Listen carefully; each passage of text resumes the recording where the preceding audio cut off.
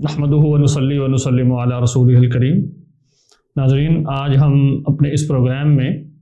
علم کلام پر ہونے والے جو عمومی اعتراضات ہیں ان کا تجزیہ کریں گے ون بائی ون۔ علم کلام پر جو مجموعی طور پر اعتراضات ہوتے ہیں ان کو براڈلی اسپیکنگ ہم 3 اقسام میں بانٹ سکتے ہیں۔ پہلی قسم کا جو اقسام اعتراضات ہیں وہ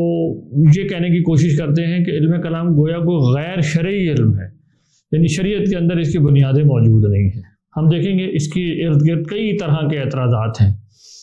یا اس کا دوسرا ورژن یوں بھی ہوتا ہے کہ قرآن اور سنت کی روشنی میں گویا یہ کوئی غیر مقصود چیز ہے۔ دوسری قسم کی جو دلیلیں ہیں علم کلام کے خلاف وہ یوں چلتی ہیں کہ چلے مان لیا کہ یہ کوئی مطلوب بھی ہوگا کسی کنڈیشن میں، لیکن اس کی دلیل کی ساخت میں پرابلم ہے، یہ کنسسٹنٹ آرگومنٹ گویا بلڈ نہیں کر پاتا۔ تیسرے قسم کے اعتراضات وہ ہیں جو یہ کہنے کی کوشش کرتے ہیں کہ اگر یہ مقصود بھی ہے اور اس کی دلیل کے اندر ہم آہنگی بھی ہے تاہم یہ غیر ضروری ہے ان معنی میں کہ اس کا کوئی فائدہ نہیں ہے، اس کے بغیر بھی ہم اپنی بات پوری طریقے سے دین کی کہہ سکتے ہیں۔ یہ 3 عمومی قسم کے اعتراضات ہیں جو علم کلام پر کیے جاتے ہیں۔ اچھا، جو علم کلام کے مخالفین ہیں ان کو بھی ہم 3 اقسام کے اندر رکھ سکتے ہیں۔ ایک قسم کے مخالفین وہ ہیں جو پہلے سے چلے آ رہے ہیں، پہلے دور سے جو محدثین کا ایک گروہ تھا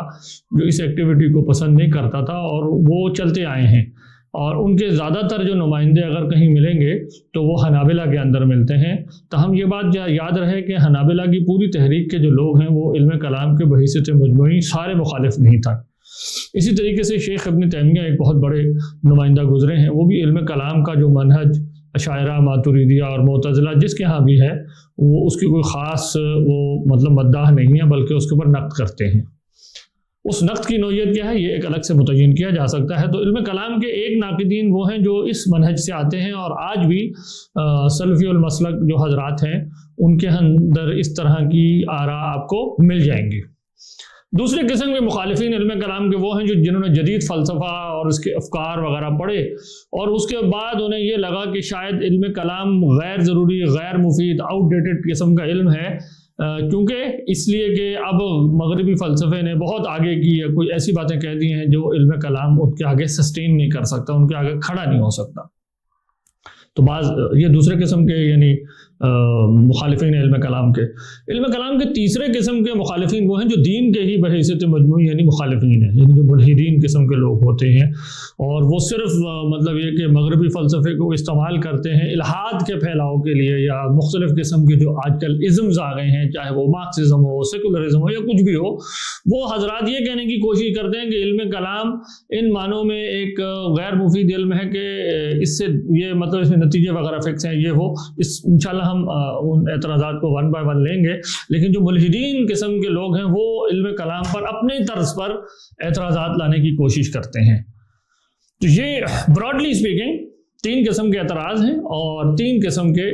اس کے معترضین ہیں۔ تاہم جو اعتراض ہے وہ 1 to 1 ہمیشہ میپ نہیں کرے گا، یعنی یہ نہیں کہہ سکتے کہ پہلی قسم کا اعتراض جو ہے پہلی قسم کے مخالفین کرتے ہیں، بلکہ ہر قسم کے اعتراض ہر قسم کے مخالف کے ہاں آپ کو مل جاتا ہے کسی نہ کسی ورژن میں۔ بلکہ ایک ہی اعتراض میں بعض اوقات یہ ہوتا ہے کہ ایک مخالف اور جہت سے اس کو پیش کرتا ہے اور دوسرا اس کو کسی اور جہت سے لے آتا ہے۔ تو اس بیک گراؤنڈ کے ساتھ اب ہم اس بات کی طرف چلتے ہیں کہ علم کلام پر نمائندہ اعتراضات کیا ہیں۔ سب سے پہلا اعتراض علم کلام پر جو بہت پرانا ہے اور وہ یہ ہے کہ علم کلام بدعت ہے۔ اچھا، یہ کوئی نیا اعتراض نہیں ہے، اس کا اندازہ آپ اس سے لگائیے کہ خود امام اشعری رحمہ اللہ جن کا انتقال 324 ہجری میں ہے اور 260 میں آپ کا یہ کہ پیدائش ہے، تو آپ دیکھیں گے یعنی 30 صدی ہجری میں آپ گزرے ہیں اور 34 صدی ہجری کے آغاز میں آپ کا انتقال ہے۔ وہ ایک کتاب لکھتے ہیں استحسان الخوض فی علم الکلام، اس میں آپ نے اس اعتراض کا یعنی جواب دیا ہے، بنیادی طور پر عین اسی اعتراض کے جواب میں آپ کی یہ کتاب ہے، کیونکہ ایک گروہ یہ کہا کرتا تھا کہ یہ جو متکلمین ایکٹیویٹی کرتے ہیں یہ غیر شرعی ہے، غیر مقصود ہے، یہ بدعت ہے۔ اب دیکھیں امام اشعری کیا فرما رہے ہیں کہ بھئی ہمارے دور میں ایک ایسا طائفہ ہے، ایک گروہ ہے، امام صاحب کے الفاظ کچھ سخت ہیں، تو ظاہر ہے ہر شخص اپنے ماحول کے حساب سے الفاظ کا چناؤ کر رہا ہوتا ہے کہ وہ اس کا ایڈریس ہی کیا ہے، سامنے والے کتنی سختی کے ساتھ بات کر رہے ہیں۔ تاہم تو امام صاحب یہ کہتے ہیں کہ ان لوگوں کا یہ خیال ہے، زعموا ان الکلام فی الحرکۃ والسکون والجسم والعرض والالوان والاکوان والجز اور والطفرہ وصفات الباری بدعہ وضلالہ، وہ یہ کہتے ہیں کہ یہ سب بدعت ہے، ضلالت ہے، اس طرح کی باتیں کرنا کہ جسم، الوان، عرض، یہ ساری ایسی چیزیں جس کو اللہ اور اس کے رسول نے تو کی نہیں، اور کیوں بدعت ہے؟ دلیل کیا کہ دیتے ہیں، لو کان ذالک ھدی و ارشادا لتکلم فیہ النبی صلی اللہ علیہ وسلم وخلفاؤہ واصحابہ، یعنی اگر یہ کوئی دین میں مقصود چیز ہوتی، اس میں کوئی ہدایت کا پہلو ہوتا، تو اللہ کا رسول اور صحابہ یہ کہاں باتیں کرتے؟ تو چونکہ انہوں نے یہ باتیں نہیں کی، اس طرح کی کوئی گفتگو نہیں کی، اس طرح کی لینگویج یوز نہیں کی دین کے بارے میں گفتگو کرتے ہوئے، تو گویا اس کا مطلب یہ نکلا ہے کہ یہ ایسا علم ہے جس کی دین میں بنیاد نہیں ہے، یہ بدعت ہے۔ امام صاحب کا جو جواب ہے وہ 3 پہلو سے ہے۔ امام صاحب نے اس رسالے میں 3 طرح جواب دیا ہے۔ پہلا اعتراض امام صاحب کا الزامی نوعیت کا ہے۔ وہ یہ کہتے ہیں کہ اگر آپ کا یہ دعویٰ درست مان لیا جائے کہ اللہ کے رسول صلی اللہ علیہ وسلم نے اس علم کے بارے میں کوئی اس باتی انداز میں بات نہیں کی کہ یہ کام کرو یا اس کو سیکھو، تو تم یہ بتاؤ کہ اللہ کے رسول نے یہ کب کہا ہے، یعنی یہ قول کہاں ہے اللہ کے رسول کا جس میں کہا گیا کہ یہ گمراہی ہے؟ انہوں نے کہا یہ تو نہیں ہے۔ تو جب تم اس کے اوپر ایک حکم لاتے ہو گمراہی ہونے کا، تو اس کی کیا بنیاد ہے تمہارے پاس؟ صرف یہ کہ نہیں کہا، تو وہ کہتے ہیں کہ نہ ہونا تو کوئی حکم کی بنیاد نہیں نہ ہوتی۔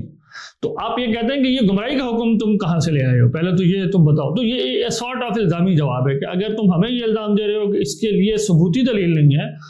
تو گمراہی بذات خود ایک ثبوتی دعویٰ ہے، ایک حکم ہے، اس کی کیا بنیاد ہے تمہارے پاس؟ اس کی بھی بنیاد نہیں ہے، تو تم خاموش رہو۔ گویا وہ یہ کہنا چاہ رہے ہیں کہ آپ پھر خاموش ہو جائیں، کہ اللہ اور اس کے رسول نے اگر خاموشی اختیار کی تو آپ بھی خاموش ہو جائیں۔ دوسرا جواب جو ہے وہ زیادہ اصولی نوعیت کا ہے۔ امام صاحب کہتے ہیں کہ بھائی علم کلام کو تو آپ بدعت تب کہیں جب نصوص میں اس کی بنیادوں کا ذکر نہ ہو، اس کے مباحث کا ذکر نہ ہو، اور ہم پہلے ایک پروگرام میں اس پر بات کر چکے ہیں، علم کلام کے موضوع اور قرآن، اس کے اوپر ہم نے تھوڑی سی گفتگو کی ہوئی ہے۔ تو جو چیزیں متکلم زیر بحث لاتا ہے علم کلام میں، امام صاحب کہتے ہیں وہ تو ساری چیزیں اپنی فاؤنڈیشن کے اندر، اپنے کنسیپٹ کے اندر قرآن میں موجود ہیں، اور آپ نے جو ہے وہ ایک ایک کر کے حضرت ابراہیم علیہ السلام کے واقعے سے دکھایا ہے، پھر اسی طریقے سے دیگر احادیث سے اور چیزوں سے وہ دکھاتے ہیں کہ یہ جس کو حرکت، سکون وغیرہ کی باتیں کہہ رہے ہیں، یہ کانسیپٹ تو قرآن میں موجود ہیں، اس کے الفاظ تھوڑے فرق ہیں لیکن کانسیپٹ وہی ہے۔ زمین اور آسمان کی حرکت کے اندر آنے جانے میں تمہارے لیے نشانیاں ہیں وغیرہ، تو وہ کہتے ہیں یہ دلیل حدوثی کی طرف تو اشارہ کر رہا ہے قرآن۔ تو اس کو کیسے یہ کہا جا سکتا ہے کہ یہ قرآن کے اندر ہے ہی نہیں اور یہ بدعت ہے؟ تو جس چیز کی اصل خود نصوص کے اندر موجود ہے اس کو کیسے بدعت کہا جا سکتا ہے؟ تو یہ امام صاحب کا دوسرا جواب ہے، اور وہ کہتے ہیں کہ جب کسی شے کی اصل دکھا دی جائے نصوص کے اندر، تو اس کے بعد یہ دکھانا کوئی ضروری نہیں ہے کہ ہم ہر اس کی ایک ایک جزئی اس کے بارے میں بھی اللہ کے رسول نے براہ راست کوئی بات کی ہو، کیونکہ جب اصل دکھا دی گئی تو بس پھر بات ختم ہو گئی۔ ہر جزئی کا الگ الگ ذکر کرنے کی تو مطلب یہ کہ الگ دلیل لائیں کہ جی اس جزئی کا کہاں ذکر کیا، اس جزئی، تو آپ دیکھیں قیاس پورا ختم ہو جائے گا۔ وہ تو چلتا ہی اسی اصول کے اوپر ہے کہ آپ نے اصل دکھا دی، اب آپ کہتے ہیں کہ یہ جو چیز ہے گویا یہ اس کی فرع ہے۔ تیسری بات اسی سے امام صاحب یوں کہتے ہیں کہ جب اصول نص میں بیان ہو گیا تو ہر جزوی پر آپ صلی اللہ علیہ وسلم کا کلام کرنا کوئی لازم نہیں ہے۔ یعنی یہ دیکھیں نا، ان هذه المسائل التي سألوا عنها قد علمها رسول اللہ صلی اللہ علیہ وسلم ولم يجهل منها شيئا، یعنی وہ کہتے ہیں کہ ایسا نہیں ہے کہ معاذ اللہ ہم یہ کہیں کہ اللہ کے رسول کو خالق جو ہے اس کائنات کا، اس کے اوپر کوئی دلیل نہیں پتہ تھی، بلکہ انہوں نے خاموشی اس وجہ سے اختیار کی کہ انہیں معلوم تھا کہ یہ اصول چونکہ موجود ہیں قرآن اور سنت میں، تو اس وجہ سے انہوں نے ہر جزئی کو بیان کرنا تو ضروری نہیں سمجھا کہ اچھا یہ فلاں چیز کے لیے یہ جزئی اور فلاں چیز کے لیے یوں ہے۔ یہ بالکل جیسے میں نے کہا یہ قیاس کی صورت کے اوپر ہے، اور جب متکلم کوئی ایک جزئی کے اندر اصول دے دیتا ہے ہمیں، تو اس سے ہم پھر قیاس کرنے کے لیے اصول اخذ کرتے ہیں اور آگے چلتے ہیں۔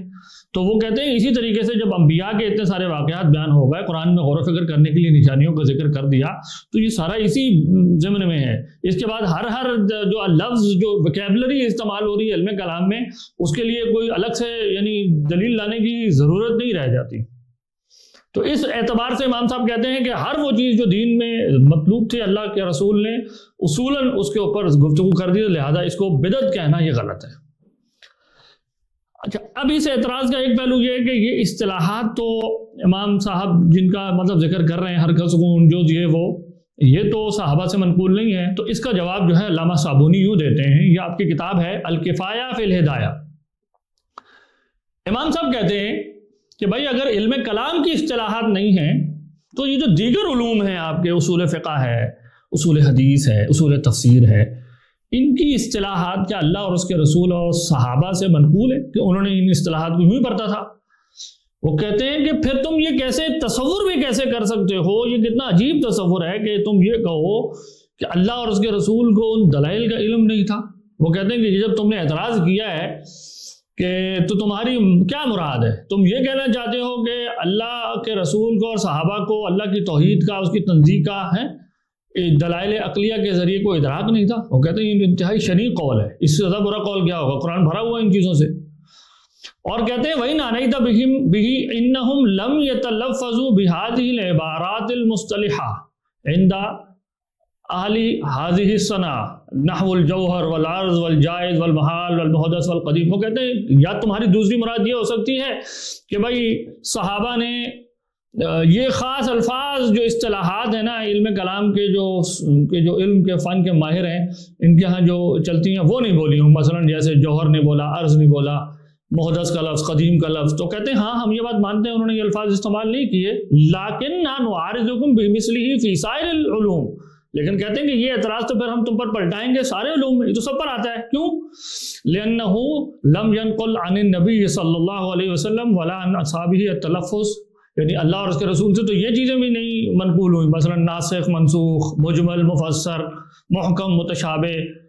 جیسے کہ اہل تفسیر کے ہاں یہ الفاظ چلتے ہیں۔ اسی طرح قیاس، استحسان، نقص، ترک، معارضہ، شرط، سبب، علت، حکم، حقیقت، مجاز، جیسے کہ اہل فقہ کے اندر ہیں یہ باتیں مانی جاتی ہیں، یا جرح اور تعدیل اور اخبار احاد اور مشہور اور متواتر، صحیح، حسن وغیرہ وغیرہ۔ وہ کہتے ہیں یہ جو اصول حدیث والے یہ باتیں کرتے ہیں، یہ کہاں اللہ اور اس کے رسول نے یہ چیزیں اس طرح بیان کی تھیں؟ تو یہ تو جو تقاضے ہیں، عقلی چیزیں، کچھ تقاضے ہوتے ہیں، جزیات ہمارے سامنے ہوتی ہیں جن کے بغیر ہم ان جزیات کو ایکسپلین نہیں کر سکتے، یا ہم ایک اصطلاح کے طور پر ان چیزوں کو وضع کرتے ہیں، یہ سب تو ہر علم کے اندر ہوتا ہے۔ تو وہ کہتے ہیں کہ تم یہ کہنا چاہ رہے ہو کہ یہ اصطلاحات کیونکہ نہیں استعمال ہوئی تھی تو یہ دکھاؤ صحابہ سے کہاں ہے؟ وہ کہتے ہیں اگر اس طرح چلنا شروع ہوگا تو سارے علوم سے آپ کو فارغ ہونا پڑے گا، پھر تو گویا اس کا نتیجہ الٹیمیٹلی یہ ہے کہ بس جو قرآن کے اندر لفظ لکھا گا بس ہم کہیں کہ ہم وہاں چلیں گے، اس سے کسی بھی قسم کی کوئی ایبسٹریکشن نہیں کریں گے، اور قیاس کا سارا عمل آپ کا ختم ہو کر آ جائے گا۔ پانچواں پہلو اس جواب کا یہ ہے، یعنی پہلے سوال کا ہم کہہ رہے ہیں کہ 4 نقطے اس میں ہم نے بیان کر دیا، اب اس میں 5واں نقطہ بیان کرنے لگے ہیں۔ یہ جو کہا جاتا ہے کہ اللہ کے رسول اور صحابہ کے دور میں یہ چیزیں نہیں اس طرح سے بیان ہوئیں، اگرچہ ہسٹوریکلی یہ بات بھی ٹھیک نہیں ہے کہ صحابہ کے دور میں نہیں، ہم دیکھتے ہیں کہ صحابہ کے دور میں ہی ایسے مسائل شروع ہو گئے تھے جو کلامی مسائل میں سے آتے ہیں، سمعیات سے متعلق ہوں یا عقلیات سے متعلق ہو۔ جبر و قدر کا مسئلہ صحابہ ہی کے دور کے آخری جو دور ہے اس میں مطلب صغار صحابہ زندہ تھے، اس وقت سے یہ مسئلہ پیدا ہو گیا تھا۔ اسی طریقے سے خوارج کا مسئلہ ہے وغیرہ، اور یعنی ہم اس پر بات کر چکے ہیں پیچھے کہ علم کلام کے ابتدائی دور کے بڑے مسائل کیا ہیں، اس کو آپ ملاحظہ کریں، اس میں آپ کو پتہ چل جائے گا صحابہ کے دور سے یہ مسئلے ہیں، اور صحابہ باقاعدہ انگیج ہوتے تھے، لوگوں سے آرگیو کرتے تھے، یہ نہیں کہتے تھے کہ ہم چونکہ قرآن میں نہیں لکھا ہم بات ہی نہیں کریں گے اس مسئلے کے اوپر تمہارے ساتھ کوئی۔ تو یہاں امام راضی ایک بہت اہم نقطے کی طرف توجہ دلاتے ہیں، وہ کہتے ہیں کہ بھائی صحابہ اس عمل میں اگر زیادہ انگیج نہیں ہوئے تو اس کی وجہ یہ ہے کیونکہ انہیں اس کی ضرورت کم پڑی۔ دیکھیں جتنی ضرورت ہوگی اتنا ہی اس کام کو آپ کو کرنا پڑے گا، یعنی صحابہ کو خود رسول اللہ صلی اللہ علیہ وسلم کی صحبت کی صورت میں جو فیسلٹی حاصل تھی وہ کیا مجھے اور آپ کو بھی ہے؟ ظاہر ہے وہ نہیں ہے، اور ایسی کئی احادیث ہیں جس سے پتہ چلتا ہے کہ صحابہ وہ خود کہتے ہیں کہ اے اللہ کے رسول جب ہم آپ کی مجلس میں بیٹھے ہوتے ہیں تو ایمان کی کیفیت ہی اور ہوتی ہے، اور جب اس سے نکل جاتے ہیں تو کیفیت بدل جاتی ہے۔ تو اور اسی طریقے سے صحابہ کو کوئی مسئلہ پیش آ رہا ہے، وہ ان کے سامنے جو ہے شارع موجود ہیں، وہ جا کے ان سے مسئلہ حل کروا رہے ہیں۔ تو کیا مجھے اور آپ کو بھی یہ اسی طریقے سے یہ ساری فیسلٹی اویلیبل ہے کہ کوئی بھی مسئلہ، کوئی بھی گمراہی، کوئی بھی غلط آئیڈیا کسی کی طرف سے آیا اور جا کے ہم اس کو پیش کریں اور اس کو حل کرا لیں؟ تو ظاہر ہے جب معاملہ یوں نہیں ہے اور یہی معاملہ فقہ کے اندر درپیش آیا تو ہمارے علماء نے اس کے لیے اصول اور قواعد مرتب کیے کہ نصوص سے مسائل اخذ کرنے کا ایک طریقہ ہے، اور جب آپ اس طریقے سے باہر جائیں گے تو پھر وہ اللہ اور اس کے رسول کی مراد نہیں کہی جائے گی۔ یہی کام علم کلام میں کہ جب گمراہیاں زیادہ ہو گئیں تو ان کا جواب دینے کے لیے یہ لازم ہو گیا کہ ہم ایسے اصول اور قواعد مرتب کریں جس سے ہم کہیں کہ یہ اب نص کی صحیح مراد ہے، ورنہ آپ صحیح نص کی مراد تک نہیں پہنچے اور آپ غلط جگہ کھڑے۔ تو اس میں ایک دلچسپ پہلو بھی ہے، ایک چھوٹی سی آخری بات یہ نوٹ کریں کہ جو لوگ یہ کہتے ہیں کہ علم کلام وغیرہ کی ضرورت نہیں ہے، اپنے دور کے ہر غلط نظریے کا رد کرنا وہ ضروری سمجھتے ہیں، یعنی چاہے وہ کسی بھی ازم کی صورت میں آج ہمارے سامنے موجود ہو تو آپ دیکھیں کہ یہ اعتراض لانے والے وہ کہتے ہیں اچھا چلو آؤ فلاں فلسفی سے انگیج ہوتے ہیں، پھر وہ کہیں گے کہ جی فلاں ازم کو اب ہم رد کریں گے۔ تو بھائی آپ کیوں رد کر رہے ہیں؟ کہ صحابہ نے کیا تھا، کیا وہ یہ لینگویج بول رہے ہیں جس کے ذریعے آپ ان کو رد کر رہے ہیں؟ تو وہ کچھ بھی نہیں ہوگا ثابت، لیکن وہ کہیں گے کہ نہیں یہ ضروری ہے، یہ دین کے دفاع کے لیے ضروری ہے۔ تو یہی تو علم کلام کا موضوع تھا کہ دین کے دفاع کا، عقائد کا جو دفاع ہے وہ کیسے کیا جائے ہم آہنگی کے ساتھ، علمی اصولوں کے ساتھ، اور اس کی پروپیگیشن ہو۔ تو جب یہ مقصد آپ سامنے رکھتے ہوئے ایک علمی ایکٹیویٹی میں، ایک عقلی ایکٹیویٹی کے اندر داخل ہوتے ہیں تو دوسروں پر کیوں اعتراض؟ دیکھیں علم کلام نیسیسری ان معنوں میں کہ ایک ریشنل ایکٹیویٹی ہر شخص کرے گا دین کے دفاع کے لیے، بس فرق اتنا ہوتا ہے کہ ہمارے اسلاف نے چونکہ ایک کے بعد دوسرا بڑا آدمی آیا، ایک کنسسٹنسی سے ایک سسٹم کے اندر آیا، تو ایک بہت مضبوط فکر انہوں نے مرتب کر دی ہے جس کے ذریعے سے ہم آج کے کئی چیلنجز کا جواب دیتے ہیں۔ لیکن جب لوگ اس کو رد کر کے، اگنور کر کے کرنے کی کوشش کرتے ہیں تو ادھر ادھر بس جیسے ایک اناڑی آدمی کو آپ پھینک دیں کسی سوئمنگ پول میں تو وہ ہاتھ پیر تو چلاتا ہے، لیکن اس ہاتھ پیر چلانے کو اگر سوئمرز کہا جا سکے تو وہ سارے ہی سوئمر ہیں، لیکن صحیح بات یہ ہے کہ ان کے مطلب یہ ہاتھ پیر چلانے کے نتیجے میں کوئی فائدہ نہیں ہوتا، وہ وہیں کھڑے ہوتے ہیں یا اپنے آپ کو نیچے لے جا رہے ہوتے ہیں۔ اینی ہاؤ، تو یہ پہلا اعتراض ہے کہ علم کلام بدعت ہے۔ تو جواب یہ ہے کہ جو بدعت کا تصور ہے کہ کسی چیز کی نصوص میں اصل موجود نہ ہو اور پھر آپ اس کے اوپر آپ ایک حکم شرعی لاگو کریں، یہ بدعت ہوتا ہے۔ تو علم کلام کا جو موضوع ہے، یہ جو اس کے مباحث ہیں، اس کی تو ہر چیز کی اصل قرآن و سنت میں موجود ہے، یہ کیسے بدعت ہو گیا؟ دوسرا اعتراض یہ کیا جاتا ہے کہ سلف کے ایسے کئی اقوال ہیں جن سے یہ معلوم ہوتا ہے کہ وہ اہل کلام کی مذمت کرتے تھے، یعنی اسلاف کے نزدیک گویا ان اقوال سے یہ ثابت ہوتا ہے کہ علم کلام ایک برا علم ہے، اس کو نہیں سیکھنا چاہیے۔ اور یہ بات درست ہے کہ کئی بڑے ائمہ سے ایسے اقوال منقول ہیں۔ تو کیا اس سے یہ ثابت ہو گیا کہ علم کلام غیر مقصود علم ہے یا دین میں پسندیدہ نہیں ہے؟ ہم کہتے ہیں نہیں۔ اس کا پہلا جواب امام رازی رحمہ اللہ نے اپنی کتاب مناقب الامام الشافعی میں دیا ہے۔ آپ کہتے ہیں کہ یہ بات درست ہے کہ امام شافعی سے بھی بعض ایسے اقوال منقول ہیں، تاہم سوال یہ ہے کہ ان کو کہاں محمول کیا جائے، یعنی ان کی پلیسمنٹ کیا ہے، اس کا مطلب کیا ہے ان اقوال کا؟ تو وہ کہتے ہیں کہ یہ اقوال اصل میں جو اہل بدعت اور اس دور کے جو گمراہ لوگ تھے اور جو علم کلام کے گویا سمجھ لیں نمائندے بنے ہوئے تھے واحد، ان کی تردید میں جو قرآن و سنت کو اگنور کر کے یا قرآن و سنت کی احکام کی بے خونی کرتے تھے، وہ لوگ چونکہ علم کلام میں آگے تھے اس دور میں، تو ائمہ اصل میں ان کی تردید کیا کرتے تھے۔ تو گویا مطلب یہ ہوا کہ یہ اقوال اہل بدعت کے کلام پر محمول ہیں۔ اور اس کی مثال امام راضی یوں دیتے ہیں کہ جیسے ایک حدیث میں آیا کہ رائے سے تفسیر مت کرو، اپنی رائے سے تفسیر نہ کرو۔ تو کیا مطلب یہ ہے کہ ہر قسم کی رائے کسی بھی قسم کی ہو وہ بالکل حرام ہے تفسیر کے اندر؟ اگر آپ اتنے عموم کے ساتھ اس حدیث کو پڑھیں گے تو پھر تو کوئی تفسیر کوئی کی ہی نہیں جا سکتی سرے سے، پھر آیت کے اوپر آیت پڑھنی پڑے گی، یہاں تک کہ تفسیر بالمعصور بھی صرف وہی جائز ہوگی کہ جس کے بارے میں آپ یہ دکھا سکیں کہ اللہ کے رسول نے یہ کہا کہ یہ حدیث یا یہ جو بات ہے میں فلاں آیت کے ضمن میں کہہ رہا ہوں، جبکہ ایسی تو بہت کم حدیثیں ہمیں ملتی ہیں۔ عام طور پر تفسیر بالمعصور ایک مفسر کی یہ رائے ہوتی ہے کہ وہ قرآن اور سنت کو چونکہ ہم آہنگی کے ساتھ پڑھتا ہے تو وہ کہتا ہے کہ یہ حدیث اس آیت سے متعلق ہے. عام طور پر تو اسی طرح ہوتا ہے، یہ تھوڑی ہے کہ راوی نے اس سے ساری سندیں مل جاتی ہیں کہ ہر حدیث جو ہے وہ فلاں آیت کے تحت ہے، چاہے وہ تفسیر بالمعذور کے تحت فقہی مسائل کیوں نہ بیان کر رہا ہو. تو یہ بھی پھر تفسیر بالرائے بن جائے گی کہ وہ اس نے اپنی رائے سے یہ طے کر دیا کہ یہ حدیث اس آیت کے ساتھ ہے. تو اگر مطلب میں کہنا یہ چاہ رہا ہوں کہ اگر تفسیر بالرائے سے مراد اتنی عمومی چیز ہے تو امام راضی کہتے ہیں پھر تو تفسیر کرنا بالکل محال ہو کر رہ جائے گا، کوئی کر ہی نہیں سکتا. لیکن اگر یہاں مراد یہ نہیں ہے تو پھر اس کا مطلب ہے کہ یہ ایک مضموم تفسیر بالرائے کی بات ہو رہی ہے، ہر تفسیر بالرائے کی بات نہیں ہو رہی. اسی طریقے سے امام صاحب کہتے ہیں کہ جن ائمہ نے منع کیا یا برا کہا اہل کلام کو اور علم کلام سیکھنے سے جنہوں نے منع کر دیا، ان کو مراد وہ گمراہ فرقے تھے جو اس دور میں نمائندے تھے دوسری صدی ہجری کے اندر علم کلام کے، جیسے ہشام ہے یا جہمیہ ہے یا اور بہت سارے لوگ تھے، یا معتزلہ کا بہت زیادہ اس کا ڈومیننس تھی. تو وہ کہا کرتے تھے کہ یہ لوگ اصل میں قرآن و سنت سے باہر ہیں اور یہ اپنے آپ کو اہل کلام و عقل مند کہتے ہیں، تو اس لیے ان کی اس طرف جانا ٹھیک نہیں ہے. اچھا، میں یہاں ایک بات کی طرف اور توجہ دلاؤں گا. علامہ شہرستانی نے یہ جہاں بحث کیا کہ علم کلام کو کلام کیوں کہتے ہیں، تو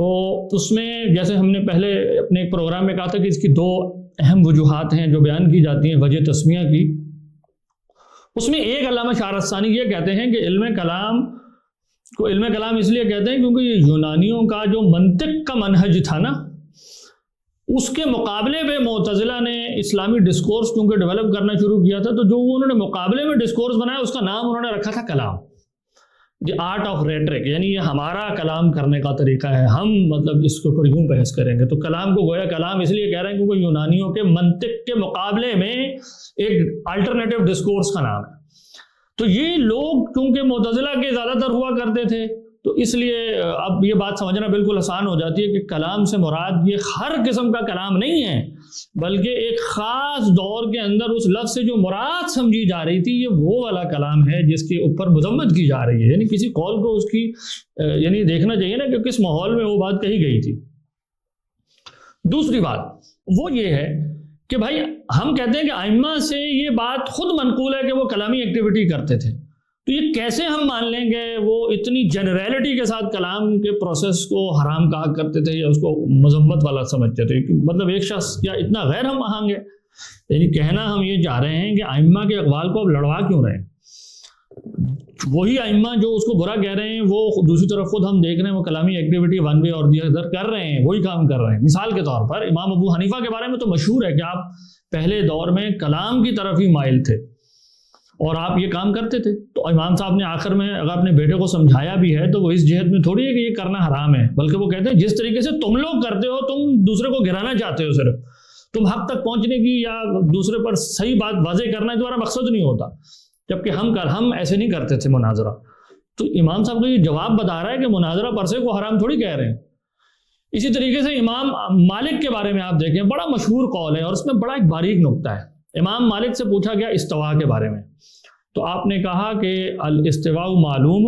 اور پھر آپ نے کہا والکیف مجہول، بعض روایات میں آتا ہے غیر معقول. اب انہوں نے یہ جو الفاظ بولے ہیں الکیف مجہول، مجھے یہ بتائیں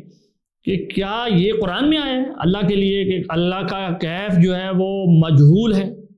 ظاہر ہے یہ الفاظ بھی تو قرآن میں نہیں ہے، یہ حدیث میں نہیں ہے، یہ امام صاحب کا انفرنس ہے.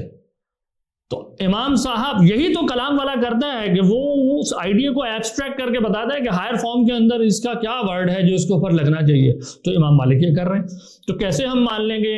امام مالک جو ہیں وہ بالکل کلام سے باہر کھڑے ہوئے؟